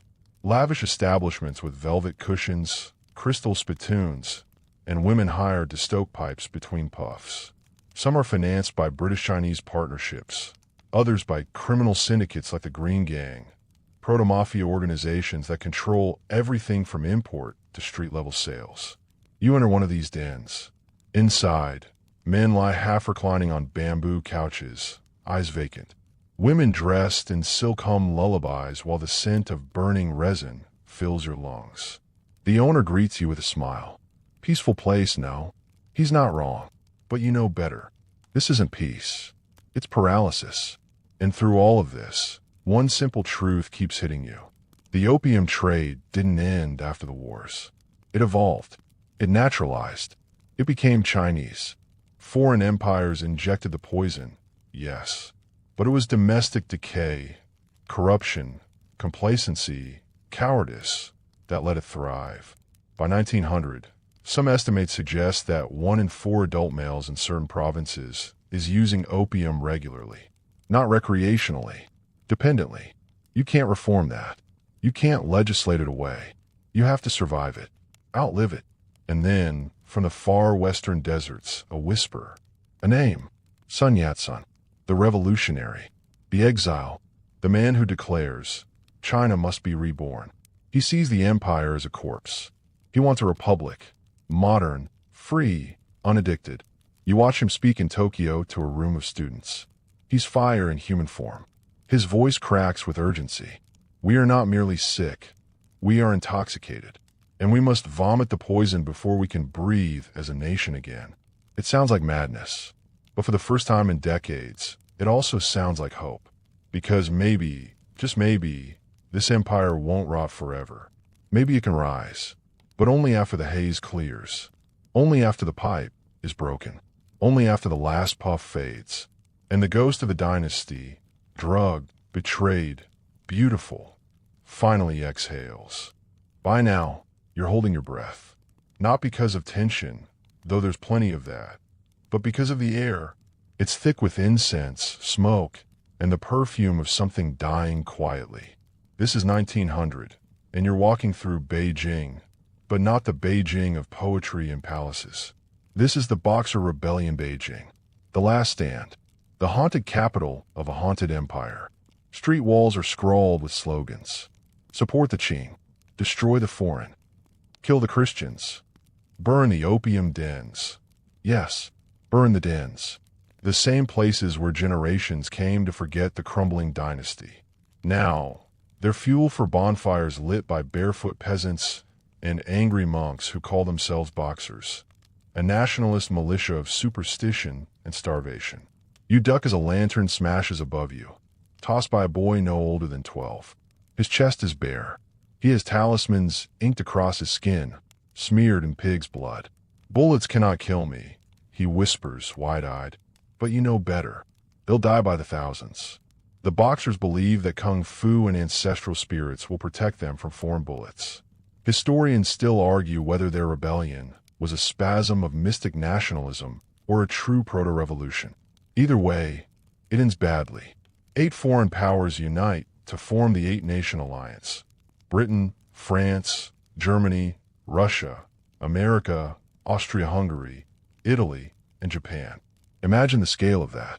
8 flags, 8 armies, 8 languages yelling through the same cannon smoke. You watch the legation quarter burn, hear the crackle of German rifles, see Russian troops bayonet their way through temple gates. French officers sip wine in between artillery commands. And somewhere behind it all, British officers in press khaki continue the logistics chain, not just of troops, but of opium. Because even during this chaos, the trade doesn't stop. It adapts. British firms ensure that ships still reach the Yangtze Delta. Chinese intermediaries, some who once fought beside the boxers, switch sides. Like that, survival always wins. The Qing lose. Again. And to punish them, the foreign powers impose yet another indemnity. 450 million taels of silver, to be paid over 39 years. That's astronomical. You can almost hear the empire's spine crack under the weight of it. To make the payments, what does the court do? You guessed it. They legalize opium production, fully and openly. That's right. In 1906, Cixi and her advisors launch a campaign to eventually reduce opium use, but only after issuing licenses to grow, tax, and export poppy in vast quantities. Provinces compete to meet quotas. Farmers abandon food crops for poppy fields. You walk through Yunnan and see hillsides glowing with red blossoms. It's beautiful and terrifying, because these aren't just flowers, they're mortgages, bribes, political leverage. By 1908, domestic Chinese opium production exceeds 20,000 tons annually. British imports decline, not because the empire gets clean, but because it becomes self-sufficient in its addiction. Talk about irony. You remember when the British first introduced opium to China. Now, China doesn't need them anymore. It has its own addiction machine, greased by warlords, merchants, corrupt officials, and peasants who just want to survive. But even this grotesque self-sufficiency can't hold the empire up. And then comes the final crack. It's 1911. The Qing dynasty has lasted 268 years. Now, you watch it fall like a roof beam splitting under rot. A revolution ignites in Wuchang, spreads like wildfire, and topples the empire in less than 6 months. You stand in Nanjing, where Sun Yat-sen is sworn in as the first president of the Republic of China. Fireworks crack. Students cheer. Old men cry. But there's no clean break. The opium doesn't vanish with the emperors.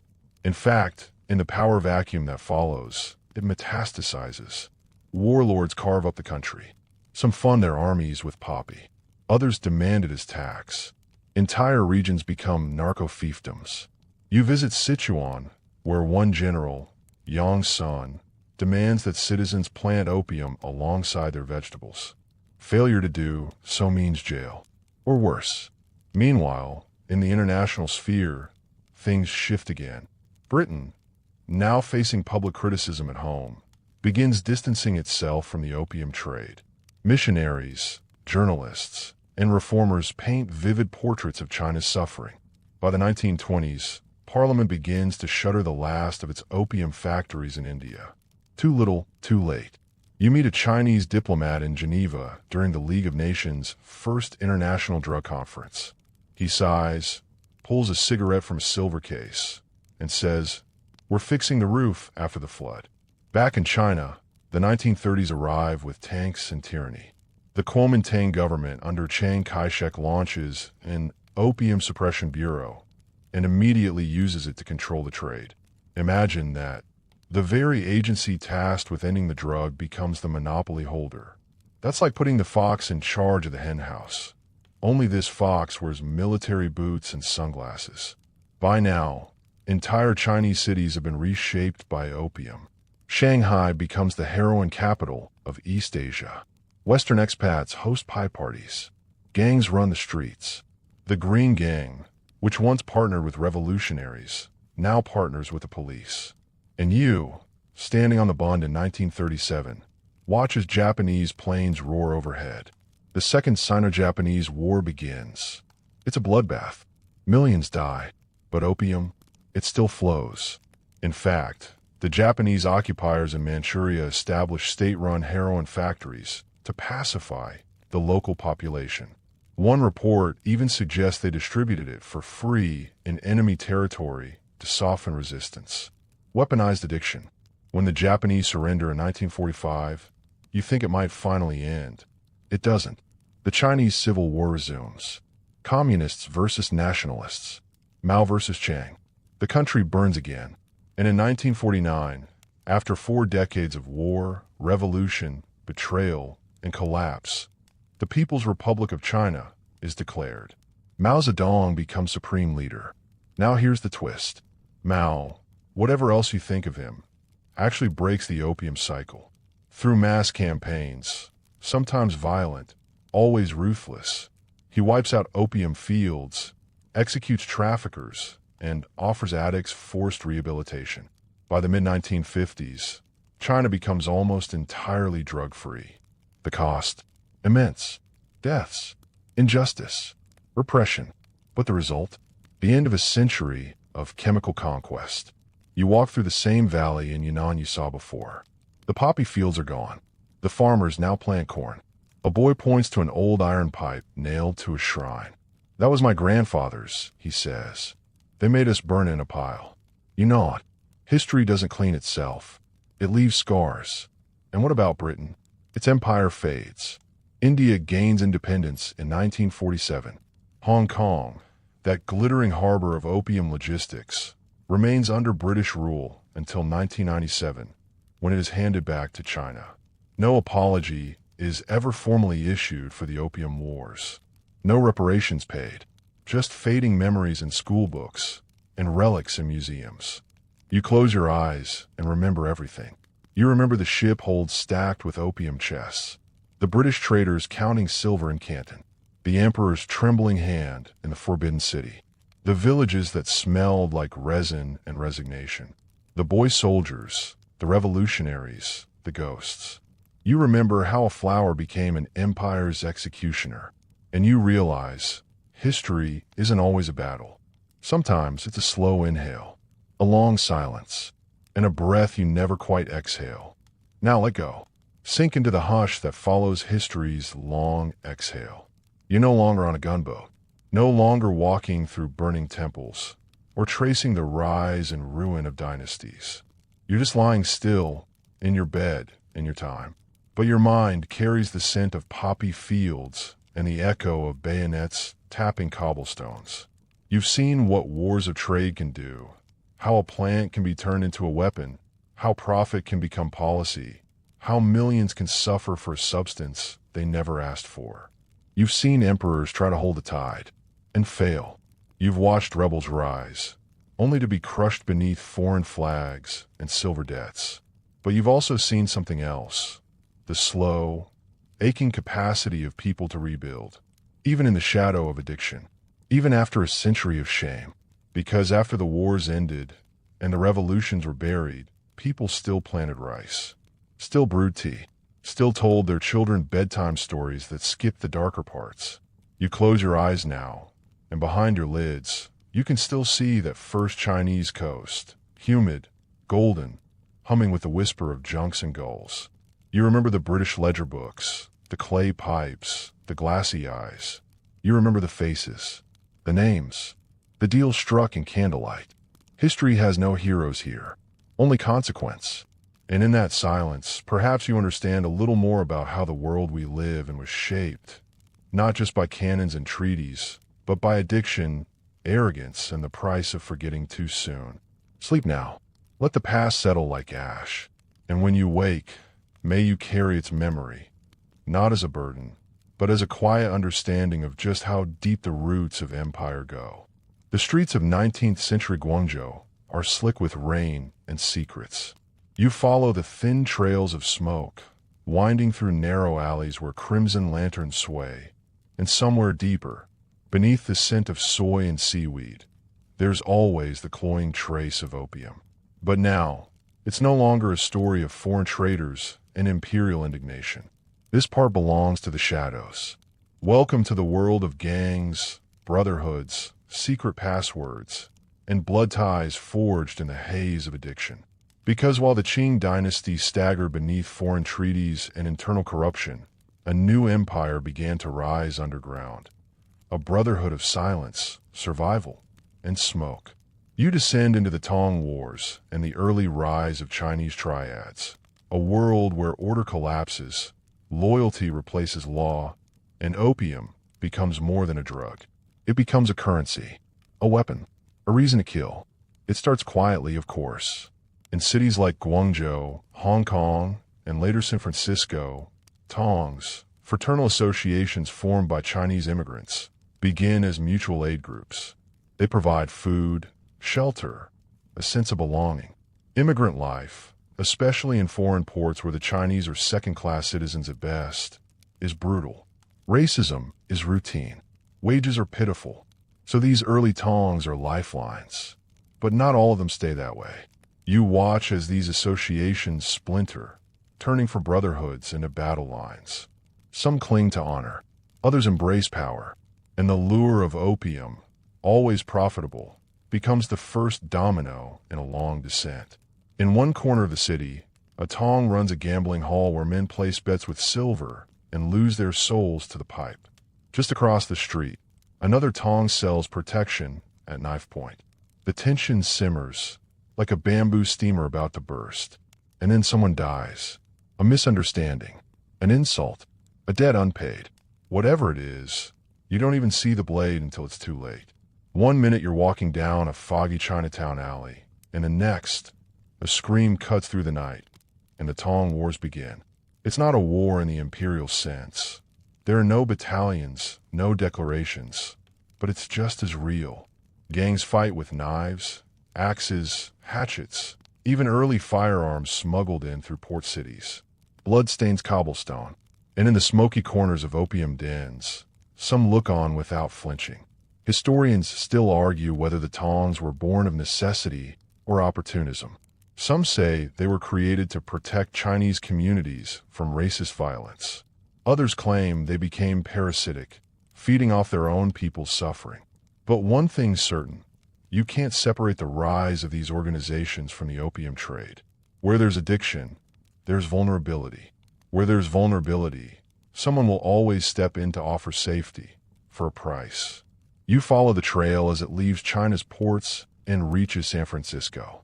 Here, Chinese immigrants work grueling shifts building railroads and washing laundry, crammed into tenement housing and treated like aliens on their own continent. Opium dens spread like spores across Chinatown, and the triads aren't far behind.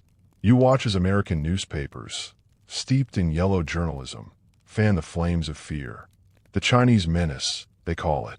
Opium fiends, they write. Never mind that white elites are frequent visitors to those very dens. Never mind that opium imports are controlled by American merchants. Blame is easier when it wears a foreign face. And so, policy follows panic. The U.S. begins cracking down, raids, arrests, and the 1875 Page Act, which, though not explicitly about opium, begins the era of exclusionary laws against Chinese immigrants. Still, the trade flows. Underground tunnels, bribed officials, hidden compartments and tea crates. It's a cat-and-mouse game, and the triads play it better than most. You step into a San Francisco opium den, a cramped, windowless room flickering with lantern light. A man lies curled on a cot, breathing in shallow rhythm. Another prepares a pipe with practiced elegance, his fingers stained with residue. A third, younger and more alert, watches the door. He's not there to dream. He's there to protect the shipment tucked behind a false wall. The shipment that will make or break the next Tong deal. The shipment that might cost someone their life by morning. Quirky fact. Some of these dens were so popular that they had full-service menus, offering not just opium, but slippers, soup, and a hot towel after your journey. It's the original luxury addiction package. You exit through the haze and return to China, where the triads flourish in the crumbling shadows of Qing control. In Hong Kong, especially, now a British colony, they thrive under colonial indifference. British officials look the other way, so long as the flow of goods and revenue remains uninterrupted. And in a quiet corner of Kowloon, a child watches as Uncle counts stacks of notes, listens as deals are made in coded dialect. He sees the respect the older man commands, the power, the danger, and he knows, one day, this will be his too. The Qing court, meanwhile, grows weaker. It can barely maintain control over its provinces, let alone the seedy underbellies of cities now ruled more by secret handshakes than imperial decree. You stand in the middle of this chaos, unsure which empire truly rules anymore. The British have their treaties. The Chinese court has its fading seals. But the triads? They have the streets, the loyalty, the opium, and they're not letting go anytime soon. The year is 1850, and you're somewhere deep in the scorched countryside of Guangxi province. There's no mistaking the heat, humid, oppressive, like the air is trying to crush your lungs. But worse than the weather is the silence. Entire villages are empty, burned, left with nothing but their rice paddies and ghosts.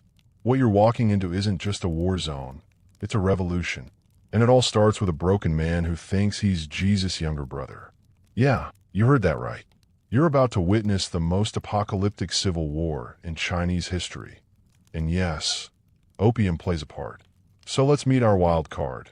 Hong Xiuquan, a failed civil service exam candidate who, after a series of bizarre visions, becomes convinced he's on a divine mission. The Qing Dynasty? Corrupt and evil. Opium, a demonic poison. Foreigners, tools of Satan. His goal, to purify China, destroy the Qing, and replace it with a new, heavenly kingdom where men and women are equal, idol worship is outlawed, and nobody smokes. It sounds wholesome until you realize this utopia is going to be built through decades of war that kill over 20 million people. Yes, 20 million. This is the Taiping Rebellion, and it's the deadliest conflict you've never heard of. You're swept into a chaotic scene.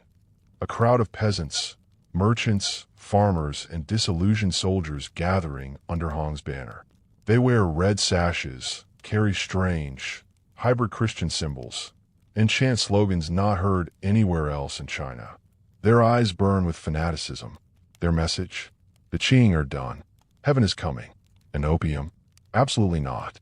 You stand beside Hong's followers as they raid an opium den and torch everything inside. Pipes are smashed. Smokers are dragged out and re-educated. In this strange new kingdom, addiction is punished, not with empathy or rehabilitation, but with purges. It's moral zealotry on steroids, but it's also strategic. Hong's forces, known as the Taiping Heavenly Army, know that opium is one of the core rot points in Qing society. Junkies don't fight well. Courtiers too busy smoking don't govern. So Hong weaponizes abstinence, not just as a religious virtue, but as a military edge. And weirdly, it works. At first, Taiping forces capture major cities. Their capital becomes Nanjing, which they rename Tianjing, Heavenly Capital. Inside its walls, society gets remade. No foot binding, no opium, no gambling and mandatory Bible studies. It's like if a Puritan cult took over Disneyland during a zombie apocalypse. Historians still argue whether Hong was truly revolutionary or just another charismatic fanatic. His reforms were genuinely radical, but so were the executions, forced conversions, and bizarre theological rules. He banned sex among married couples, except for himself. And all the while, the British are watching, uncomfortably. At first, they don't know what to make of the Taipings. After all, these rebels hate the Qing, and the Qing hate British opium. So maybe the enemy of my enemy? But no, the British eventually decide the Taiping Rebellion is bad for business. Too unstable, too unpredictable, and definitely too anti-opium. So they hedge their bets. Instead of supporting Hong, they continue backing the Qing, who promised to keep trade routes open. In fact, British and French forces actually helped defend Shanghai from the Taipings in the 1860s, despite the Qing being the same dynasty they were at war with a decade earlier. Welcome to 19th century diplomacy, where loyalty lasts exactly as long as your profits do. You stand on the ramparts of Shanghai, watching as Qing troops, European soldiers, and private militias known as the ever-victorious army push back the Taipings.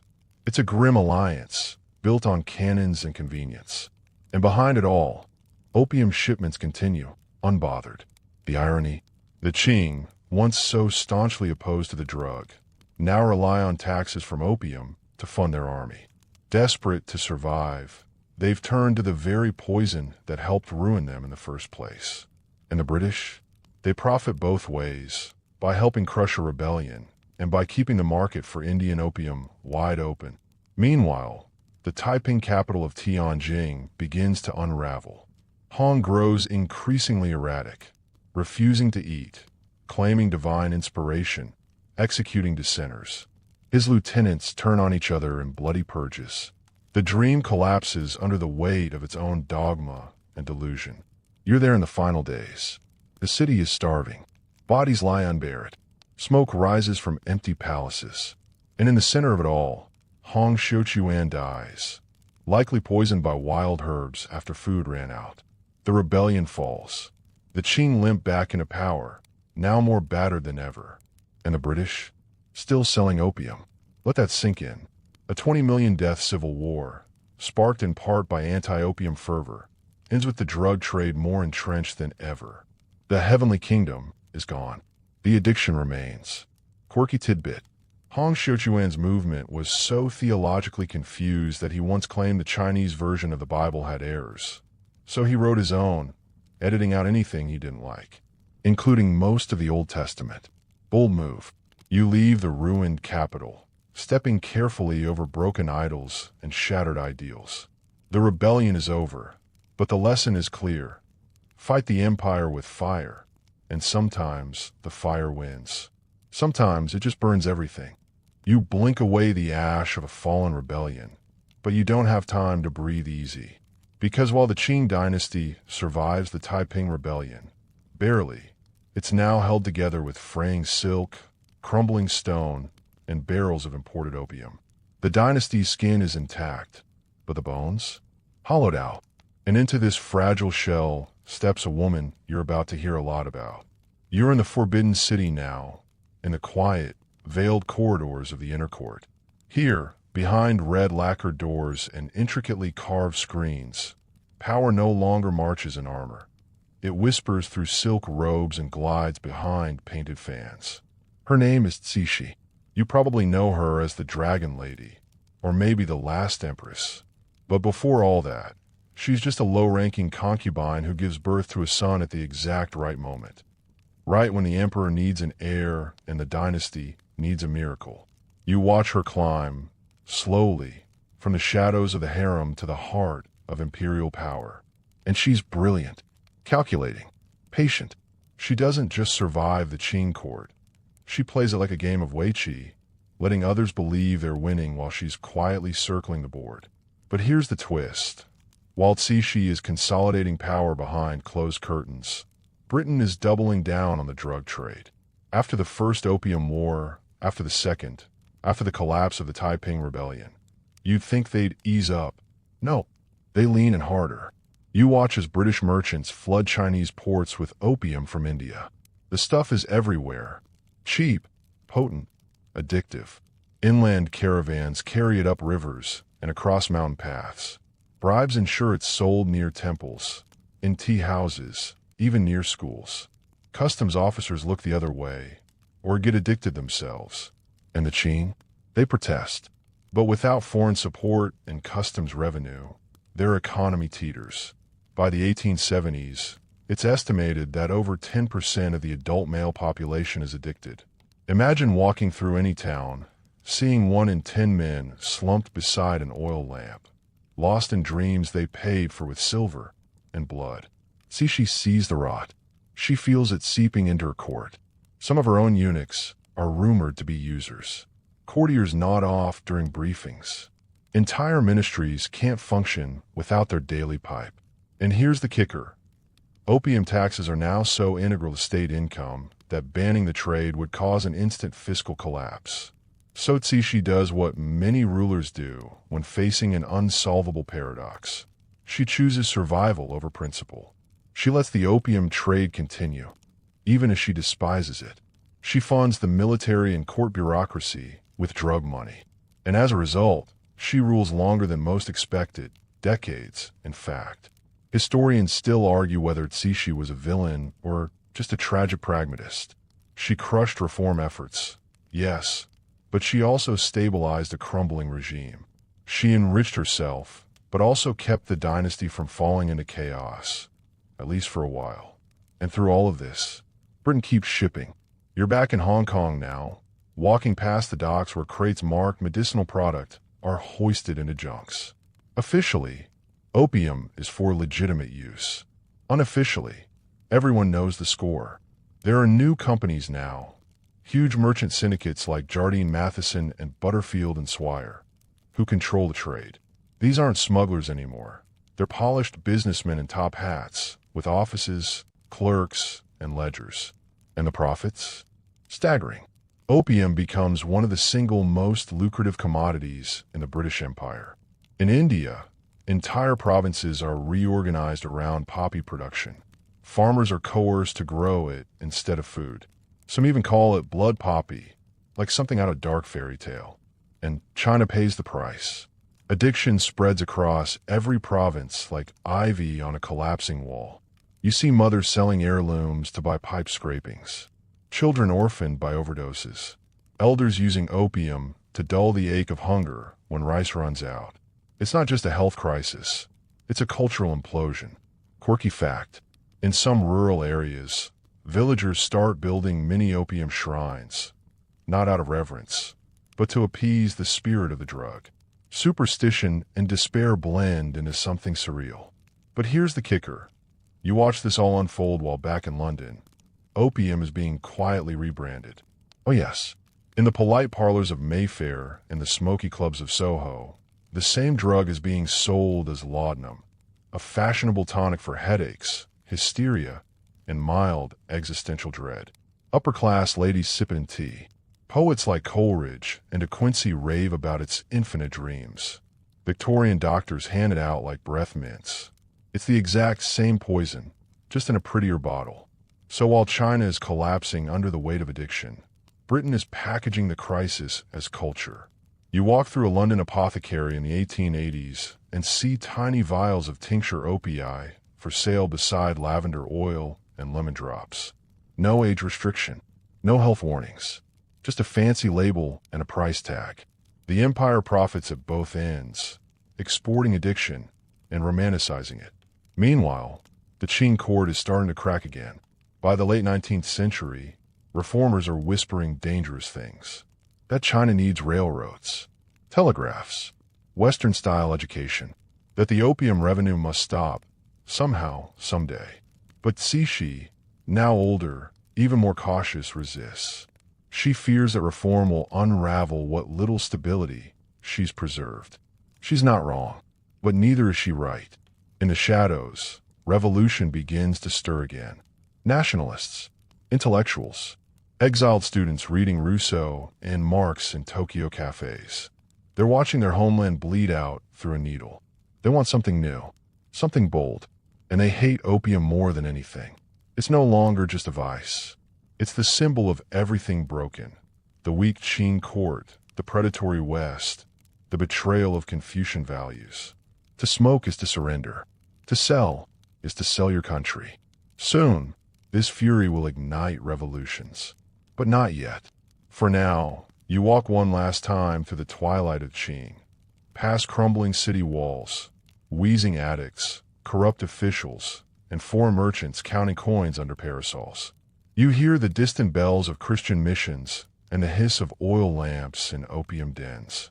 The empire is quiet, but not for long, because the end is coming, and the smoke, it turns out, is just the beginning of the fire. You stand at the edge of a slow-moving revolution, one not declared by cannon fire or sabers drawn at sunrise, but whispered in foreign schools, smuggled through printed pamphlets, and simmered in the veins of a nation addicted and angry. The Qing dynasty is still breathing, but barely. You feel it in the cobbled streets of Shanghai, where opium smoke curls around telegraph wires and the scent of revolution rides the humid breeze. And here's the paradox of this moment. While China is being drained by opium and strangled by treaties, it's also awakening. Slowly, unevenly, painfully, but awakening all the same. You walk through treaty ports now, Hong Kong, Canton, Shanghai, Tianjin, and you notice something strange. These foreign-controlled zones, carved from China by gunboats and quills, become accidental laboratories for change. Inside them, Western education, new technologies, translated books, foreign newspapers, Protestant missions, and steam-powered possibilities. And at the center of it all, a new generation of Chinese thinkers, young men and women, many the children of scholar gentry families, are leaving China to study abroad, some in Japan, others in Europe or America. They're reading Marx, Mill, Darwin, Voltaire. They're absorbing strange ideas like constitutional monarchy, women's rights, industrial capitalism, and, most scandalous of all, nationalism. Imagine growing up under a court that tells you China is the center of the universe, only to arrive in Tokyo and discover your country is mocked as the sick man of Asia. It shakes you. It reshapes you. And when you return to China, you're no longer content with simply serving the emperor. You want to save China. Historians still argue whether this intellectual blossoming was inevitable or sparked entirely by humiliation. Was it the long view of dynastic decline, or the sting of foreign boots on Chinese soil? But either way, it leads to something explosive, the rise of political reformers who don't just want to tweak the system. They want to rebuild it from the roots. In 1898, the simmer finally bubbles. You find yourself watching the Guangxu Emperor, Cixi's young nephew, announce the 100 Days Reform, a bold and brief burst of modernization. Railways, modern schools, constitutional change, civil service overhauls, even talk of ending the opium tax. It lasts exactly 103 days. Because guess who isn't amused? Cixi. You remember her from earlier, the concubine turned Empress Dowager. Now, in her twilight years, she's the empire's Iron Curtain. And when the reforms threaten her power, she moves with surgical precision. The emperor is placed under house arrest. The reformers are executed. The bureaucracy exhales. And China retreats again, Quirky historical tidbit.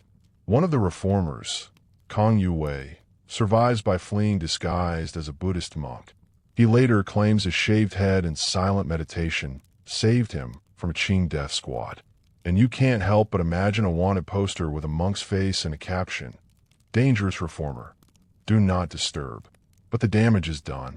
Because while the reforms are crushed, the ideas remain, floating in letters, in speeches, in secret study groups meeting in noodle shops and tea houses. Meanwhile, out in the countryside, things are getting strange.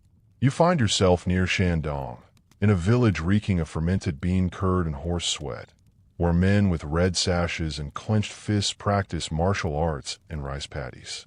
They believe they're invincible. Literally. They believe foreign bullets can't harm them if they train properly and purge their souls of opium and lust.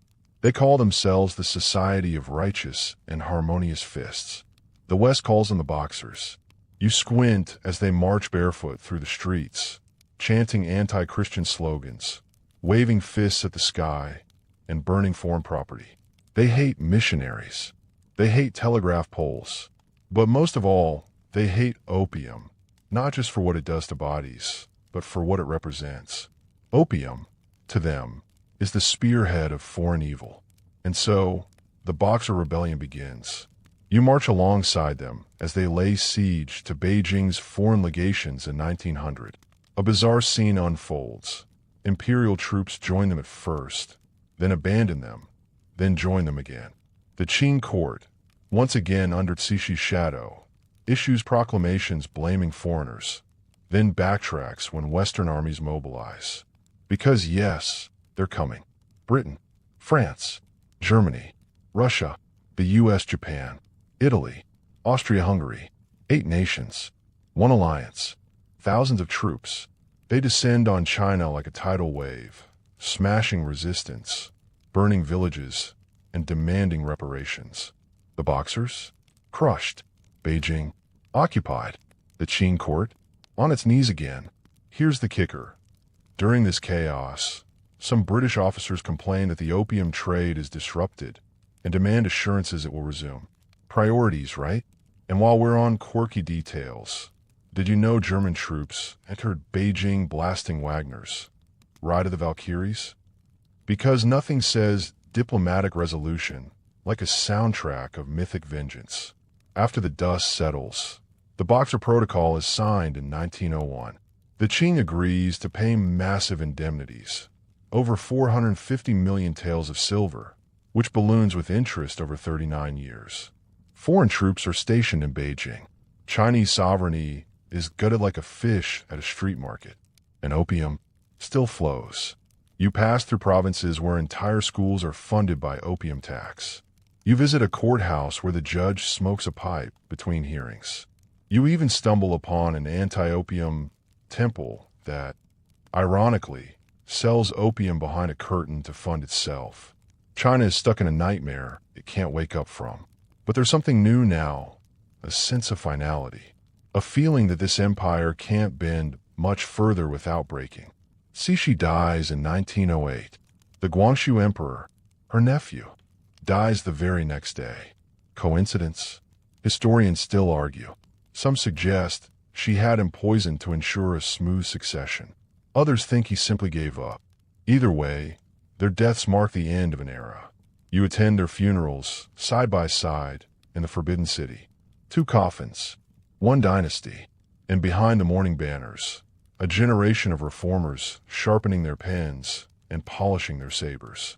The Qing appoints a child emperor, Huai, the last emperor, just 2 years old. Cute, but useless. And the world watches, waiting for the collapse. Because it's coming. The opium ships still arrive. The addicts still kneel. But the air smells different now. Less like smoke, more like fire. You're standing now in the dusty twilight of empire. Feet planted at the crossroads between the ancient and the modern, between dynastic collapse and republican chaos. You take in the flickering lamplight of a crumbling Qing capital and hear, beneath it all, the low and rising murmur of revolution. The opium dens haven't vanished. Not yet. But their silence speaks volumes. Because the addicts inside aren't just numbed by smoke anymore. They're numbed by history. And China, it's ready to explode. In fact, you feel it before you see it. Like a drumbeat rolling across provinces, carried in whispers, leaflets, and schoolyard poems. The dynasty has grown brittle, and a breeze of reform has turned into a gale of rebellion. Enter the Xinhai Revolution. It starts far from the throne, ironically, with a botched military uprising in Wuchang in October 1911. A misfired rebellion, a premature detonation. But something strange happens. It doesn't get crushed. Instead, it spreads. Like wildfire licking through paper cities, province after province declares independence from the Qing. And you, sleepy listener, find yourself watching the fall of a 2,000-year-old imperial tradition. In 60 days. Think about that. The dynasty that built the Great Wall, that stood through Mongols and Manchus, that bowed to no foreign king, toppled in 2 months by its own people. Now here comes your first joke. Even during this chaos, British merchants in Shanghai send telegrams asking, will customs continue processing opium tariffs? Because, revolution or not, someone still has bills to pay. And what of the throne? You remember little Puai, the child emperor, now 6 years old, sitting on the dragon throne with his feet dangling like a schoolboy in a high chair. In February 1912, his regents issue the imperial abdication edict. Just like that, the Qing are gone. No fanfare, no last stand, just a scroll, a signature, and a dynastic bow out. China is a republic now, or so it says on paper, because as you watch the ceremonial fireworks in Nanjing, where Sun Yat-sen is named provisional president, you sense something off.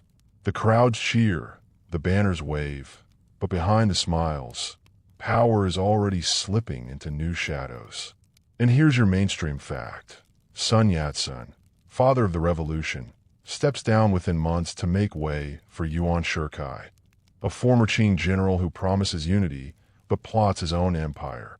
Because history, dear listener, doesn't stop for slogans. And opium, still here, still killing, still taxed. You watch Yuan Shikai take power in Beijing, consolidating control, purging rivals, and dreaming of declaring himself emperor. Spoiler, he does briefly. It flops. He dies of uremia, humiliated, in 1916. But while the politicians squabble and the generals scheme, opium remains the unseen spine of China's chaos. And here's the quirky twist. The new republic, just like the Qing before it, starts printing anti-opium posters while quietly collecting opium revenues. The slogans say, down with the poison, but the tax rolls say, keep the money coming. By the 1920s, things get worse. You walk through villages where 2/3 of adult males are addicts. You visit warlord strongholds where opium farms stretch to the horizon, green poppies swaying like bloodless soldiers. Historians still argue whether this period was a true state collapse or just a reconfiguration. Was China drifting toward modernity through regional fragmentation? Or was it simply being carved up by men with bigger guns and better mustaches? Either way, you meet a cast of warlords who don't just tolerate opium. They embrace it, like Zhang Zuolin, the old marshal of Manchuria. He funds his army by taxing every kilo of opium shipped through his territory. He even hosts opium auctions. Yes, actual auctions, where smugglers bid in silver taels and receive military escort guarantees. And yet, hilariously, Zhang funds anti-opium lectures on Sundays to maintain public image. Imagine a heroin cartel sponsoring church youth groups, and you get the idea. Meanwhile, the West, still watching, still selling, still profiting. British banks continue to process Chinese opium revenues, though more discreetly now. Pharmaceutical companies begin experimenting with morphine derivatives, branding them as modern, medical, and safe, a trend that will have dark echoes in the future. And speaking of echoes, guess who starts showing interest in fixing the opium crisis? America. Yes, the same U.S. that once smuggled opium into China through its merchant ships now begins calling for international drug regulation. A classic late joiner move. Break the vase, then volunteer to supervise its repair. In 1909, the Shanghai Opium Commission convenes, an early attempt at international drug control.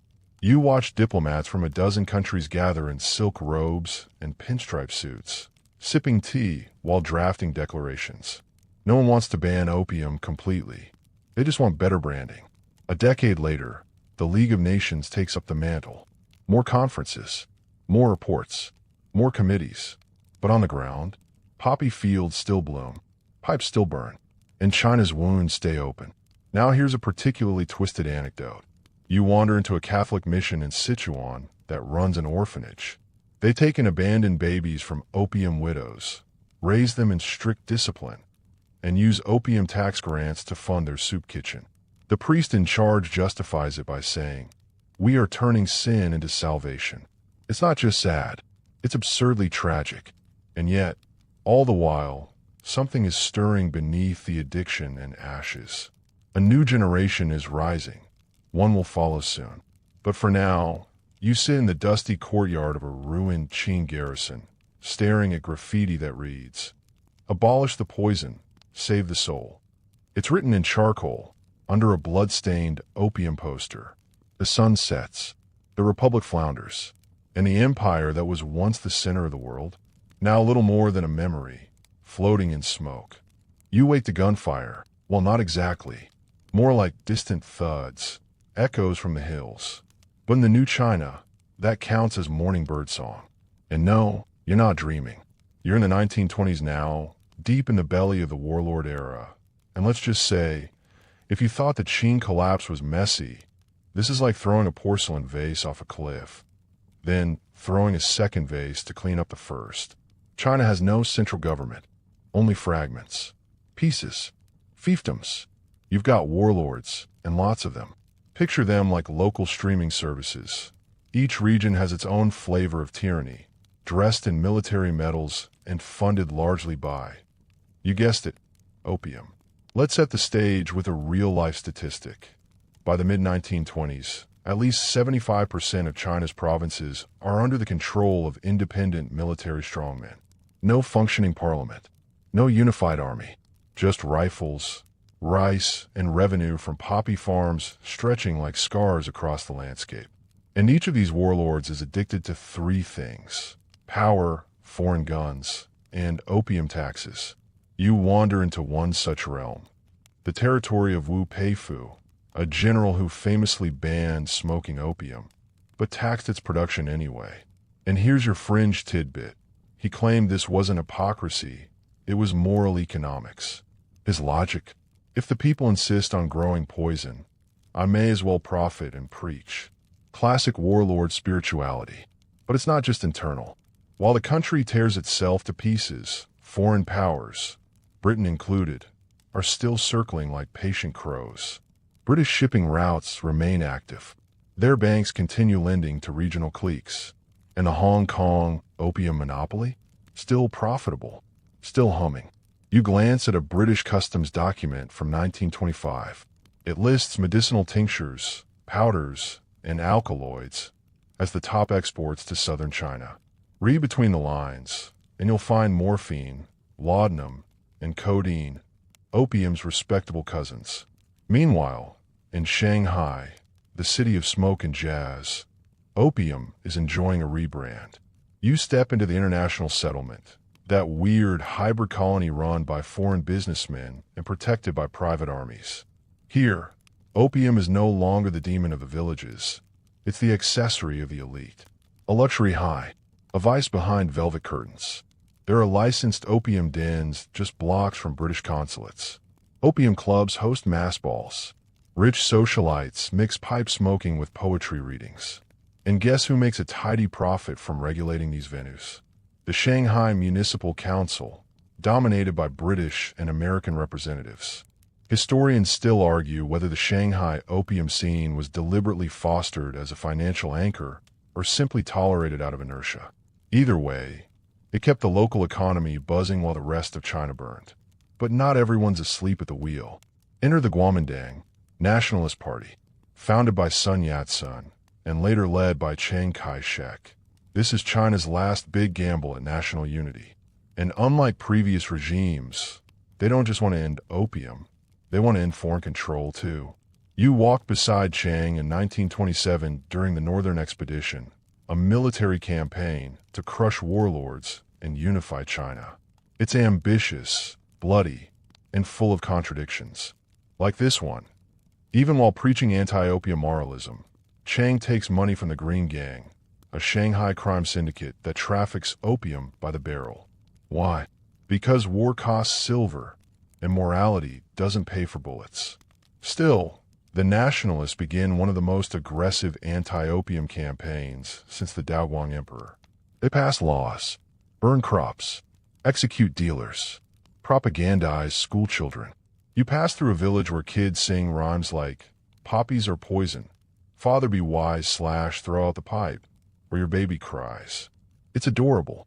It's also wildly ineffective, because even as the central government expands, local officials sabotage the crackdown. Some accept bribes. Others depend on opium taxes to fund schools, police, even road repair. So the government ends up fighting a dual war, one against opium and one against itself. In response, Chiang creates the Opium Suppression Bureau, a name that sounds noble, until you learn that many of its agents are also ex-smugglers turned bureaucrats. Think of it like hiring arsonists to manage a fire station. Still, progress flickers. By the early 1930s, some provinces report falling addiction rates. Crops are burned. Urban use dips. You start to believe, just a little, that maybe China is crawling out of this smoky pit. But then, boom, Japan invades Manchuria. And just like that, everything breaks again. You rush north, through panic-stricken towns. The Japanese Guangdong army seizes railways, cities, and poppy fields. They set up puppet governments and flood the region with cheap heroin. The poppies bloom again, not as China's poison this time, but as Japan's weapon. That's the new reality. Opium as a tool of imperial warfare. In the puppet state of Manchu Kuo, Japanese authorities promote morphine addiction among Chinese civilians while shipping the profits back to Tokyo. Heroin is sold in candy wrappers. Rural schools become covert dispensaries. The goal? Cripple China from within. And here's a nightmare cherry on top. Chinese resistance fighters are sometimes paid in opium, smuggled from Japanese factories. It's a black market economy where sabotage, addiction, and patriotism all tangle in the same dirty pipe. Historians still debate how systematic this Japanese narcotic warfare truly was. Some say it was strategic policy. Others say it was rogue profiteering. But either way, you feel it, like a snake coiling tighter around a nation's throat. And in Shanghai, the lights dim once again. Bombs fall. Refugees flood the streets. The international settlement, once glitzy and absurd, becomes a bunker. The opium clubs close. The velvet curtains fall. And yet, in dark alleyways, you still see that faint orange glow, the end of a pipe, still burning. Because opium never really leaves. It just changes masks. And China, exhausted and betrayed, stares ahead at yet another war. One that will make the others look like rehearsals. But that's for tomorrow. Tonight, you rest in a ruined train car, surrounded by smoke, metal, and mud. A poster flaps in the wind. It reads, "National Strength Through Purity." And somewhere nearby, a warlord and a British banker toast a deal with rice wine. You wake in the darkness before dawn, bundled in a fraying army cot in a half-collapsed hut outside Chongqing. The year is 1943. The city hums with restless dreams and the shrill whine of distant bombers. The air smells like boiled cabbage, wet soil, and pipe smoke. Yes, opium again, always opium, curling through even the most sacred fires. Because now, as World War II rages, China is again a battlefield, and the poppy, still, is never neutral. You groggily step outside and watch the first light ripple over the Yangtze River, bruised and muddied by years of war. The nationalist government under Chiang Kai-shek has relocated to Chongqing, having fled east under relentless Japanese bombardment. This is now the wartime capital, though it looks less like a seat of governance and more like a city stitched together from ration cards and prayer. And somehow, amid bomb craters and starvation, the opium trade refuses to die. In fact, it adapts. You shuffle through a marketplace, buzzing with hawkers selling vegetables, fake passports, and poppy husks disguised as herbal tea. Here, addiction is no longer a vice of the elite. It's an anesthetic for hunger, grief, and hopelessness. War brings pain, and opium offers a fast, cheap lie. The Guomindang, GMD, government knows this. They even formalize it. You duck into a government office where bureaucrats, half drunk on cheap IGO, draft contracts for something called the Opium Suppression Monopoly Bureau. The name suggests reform. The reality? It's a state-run cartel. Under Chiang Kai-shek, the central government rebrands its relationship with opium. They claim to suppress it, while quietly controlling its production, pricing, and export. Think of it like a recovering alcoholic opening a vineyard to understand the industry better. Your quirky tidbit. In 1942, American OSS agents documented that the GMD was stockpiling opium in secret bunkers, ostensibly as medicine, but often redistributed through rogue army units for morale and field trading.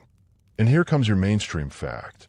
Between 1937 and 1945, China's opium revenue was often greater than its tax income from entire provinces, especially in the remote southwest, where the government's reach was weakest and poppy fields stretched to the misty edges of Tibet.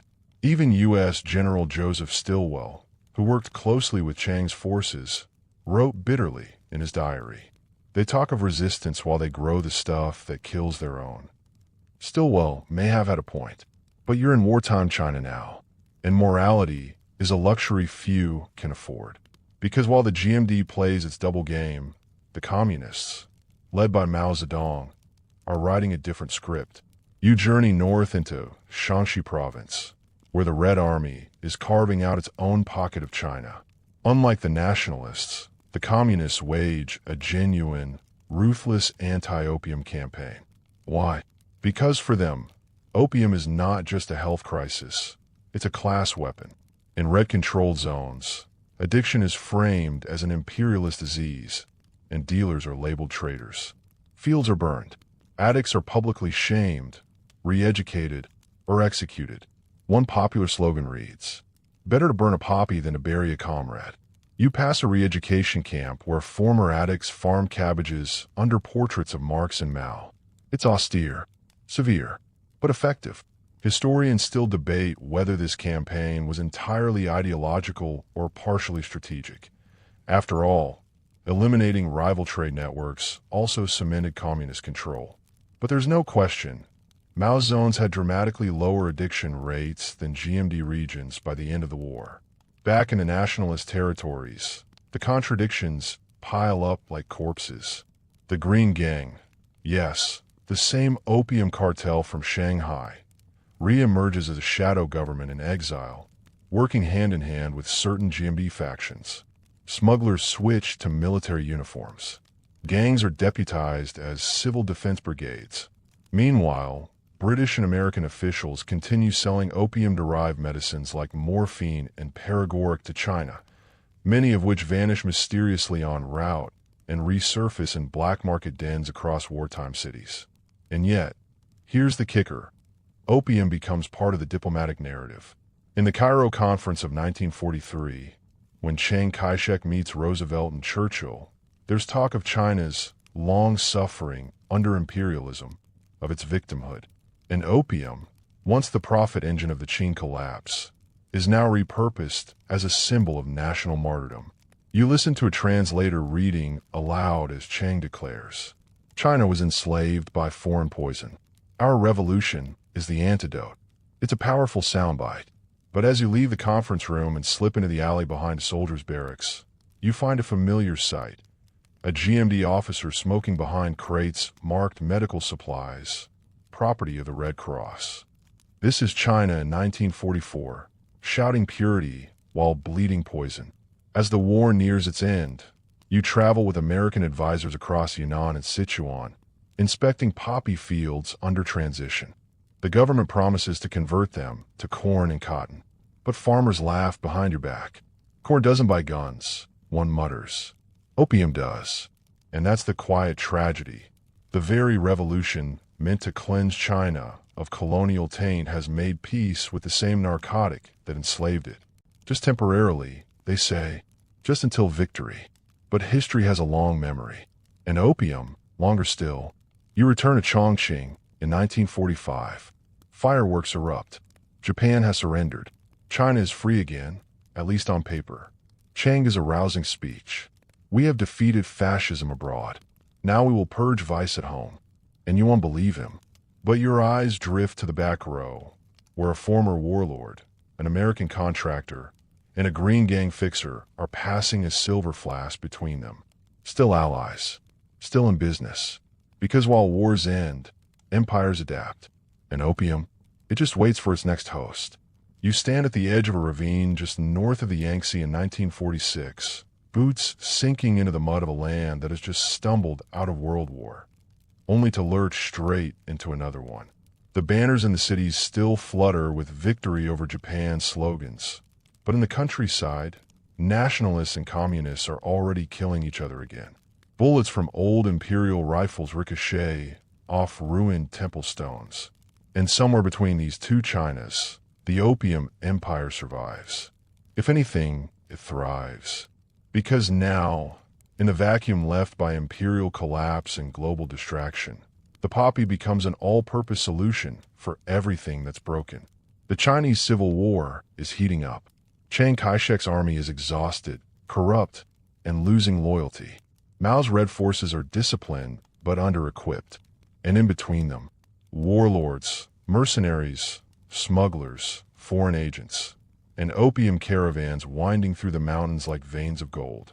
You ride with one such caravan through Yunnan province, where men lead mules packed with raw opium bricks camouflaged in tea sacks. The sun bakes the winding trail, and each mule has a bell around its neck, not for music, but as a signal code. One chime means all clear. 2 means authorities ahead. 3 means ambush. Your guide, a weathered man with no surname, offers you a cigarette. It's American, he smirks, paid for with poison. Because now, it's not just a domestic affair. With the Cold War setting in, foreign powers are again playing the old opium game, only with new rules. In a quiet airstrip near Kunming, you watch as a U.S. transport plane taxis in. Its cargo, military advisors, crates of weapons, boxes of medical morphine, and, quietly, contacts for the Guomindang's intelligence wing, known as the Bureau of Investigation and Statistics, BS. The BS will later become one of the largest heroin distributors in Southeast Asia. But we're getting ahead of ourselves. For now, Chiang's nationalist government is slowly losing ground to Mao's communists. Soldiers desert by the thousands. Whole divisions switch sides. And to keep morale high, GMD commanders allow their troops to carry medicinal opium rations. Yes, that's a real thing. Meanwhile, Mao doubles down on his anti-opium crackdown. In red zones, dealers are executed. Addicts are sometimes given last-chance trials, fail, and they're marched out to a quarry at dawn. Re-education centers fill with young men who once ran dens in Shanghai. They now spend their days breaking rocks and memorizing Mao's slogans. Historians still argue whether Mao's success in eliminating opium use was due to ideology, brutality, or both. But one thing is certain. By 1949, communist zones were nearly opium-free. You, however, are not in a red zone.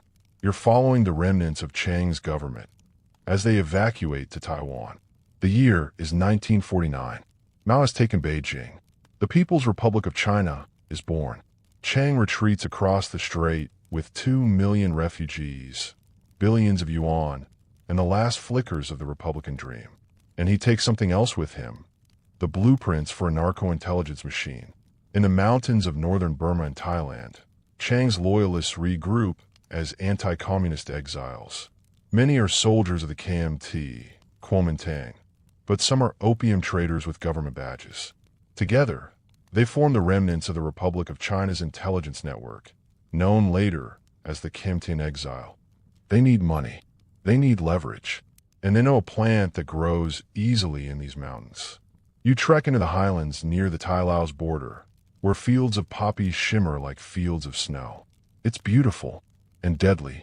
Here, the remnants of the GMD form alliances with local tribes, Hmong, Shan, and Wa farmers, who have grown poppy for centuries.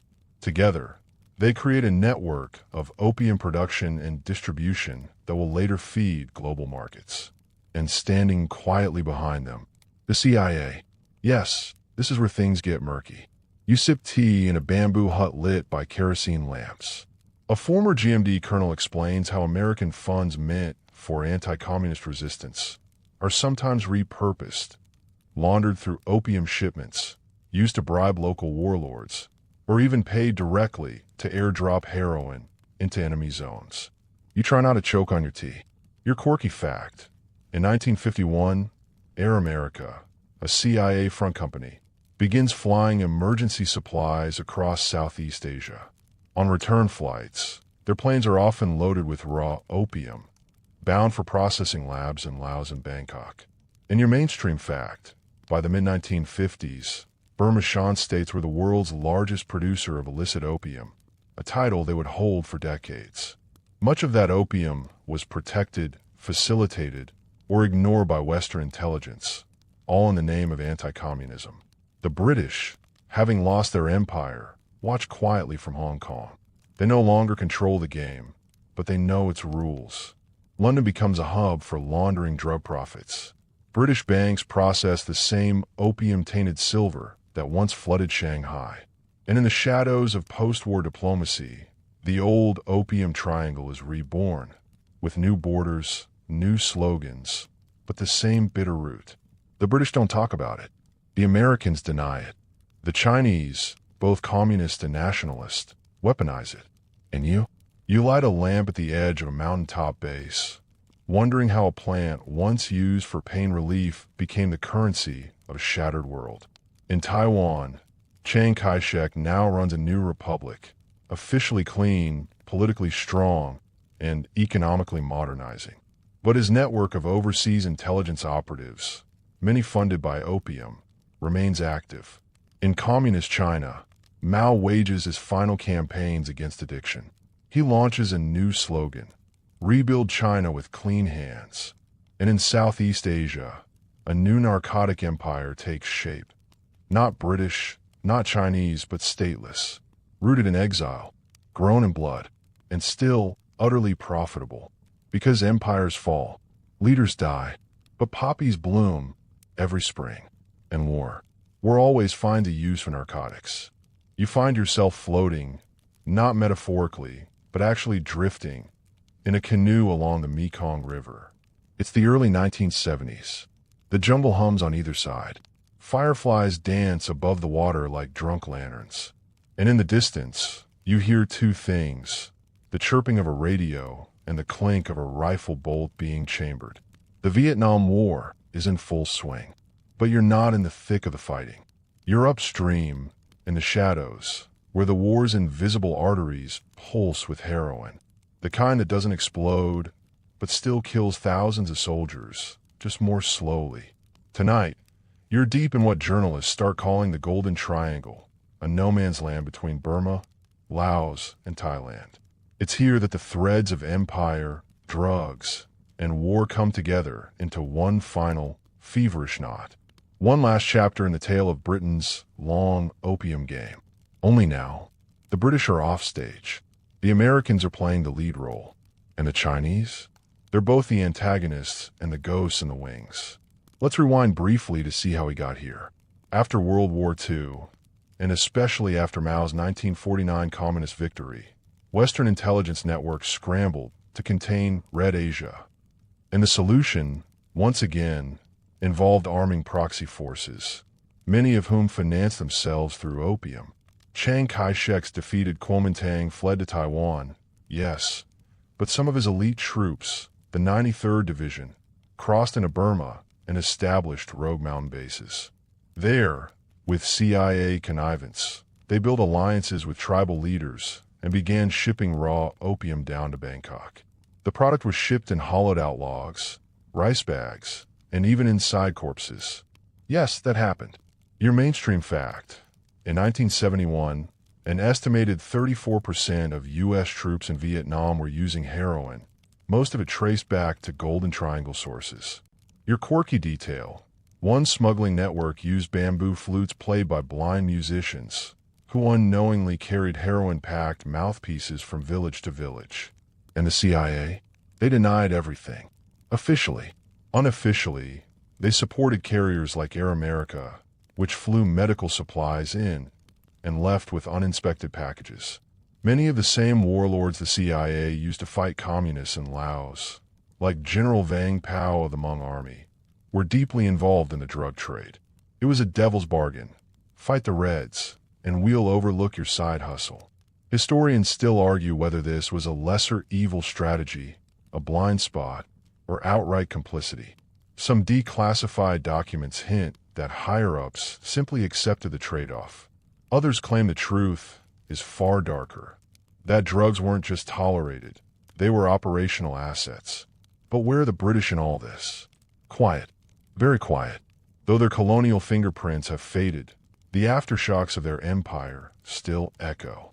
Many of the triads running heroin labs in Hong Kong, Bangkok, and Singapore, like the 14K and Xinhua, trace their origins to secret societies birthed during the Qing collapse. These networks had originally formed to fight foreign influence, but by the 1970s, they were distributing heroin with British passports, laundering money through London real estate, and doing business in a city that still flew the Union Jack. Meanwhile, in Hong Kong, the British watched from their colonial towers. The city's port became a global smuggling hub, and its banks quietly welcomed gold and cash from across Southeast Asia. The opium trade had gone fully modern. Satellite phones, shipping containers, numbered accounts. In a particularly surreal twist, you find yourself sipping tea on a rooftop in Kowloon, listening to a triad negotiator explain global logistics using Lloyd's shipping charts. He talks casually about kilos moving through Karachi, Sydney, Marseilles. He wears a Rolex. He quotes Milton, and his heroin, still processed from the same mountain poppies that once funded Britain's conquest of China, is now helping bankroll disco-era capitalism. Because even as the old players change, the game stays weirdly familiar. And now, back to the river. You drift past a boat loaded with barrels. The captain offers you a smile that's all gums. His cargo? Fish sauce. Or at least, that's what he says. The barrels, of course, float differently when heroin paste is hidden under the lid. You nod. Say nothing. That's the rule out here.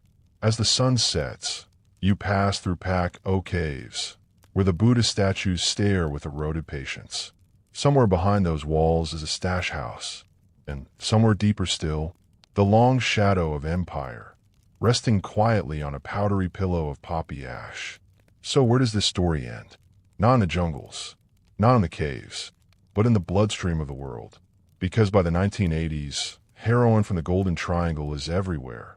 Harlem brownstones, Parisian alleys, West London suburbs. Addicts use designer syringes. DEA agents pose as doormen. And the legacy of Britain's opium empire lives on.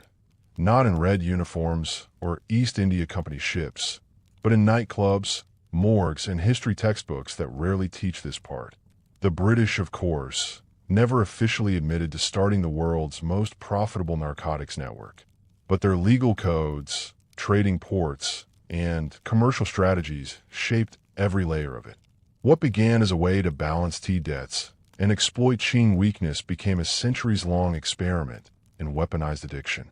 One that outlived empires, toppled dynasties, and carved tunnels through the heart of modern geopolitics. You return, finally, to that imaginary ledger from Section 1. On one page, names of emperors, merchants, smugglers, and spies.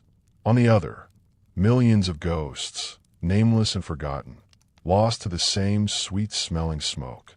And the ink, still drying. Now lean back. Let your head settle deeper into the pillow. Let the names, the years, the tangled motives and murky prophets all begin to fade, like footprints in the Yangtze silt, slowly swallowed by water. You've walked through ruined palaces and jungle trails. You've sat with British barons and barefoot smugglers. You've drifted between dynasties and dirty deals. And now you're safe, quiet, held in the soft warmth of knowing how far this story stretched and how deeply it was buried. There's no need to hold on to every fact, just the feeling, that curious blend of awe, injustice, and surreal clarity. The sense that history isn't just dates and decisions, but smells, sensations, and consequences that ripple through generations. So exhale slow and steady. Picture the poppy fields, now dark beneath a moonlit haze. Picture the tea boats gliding silently across an invisible border. Picture the broken ledger closing shut, finally, firmly for tonight. And know this, you've made it through the kind of story that most never hear.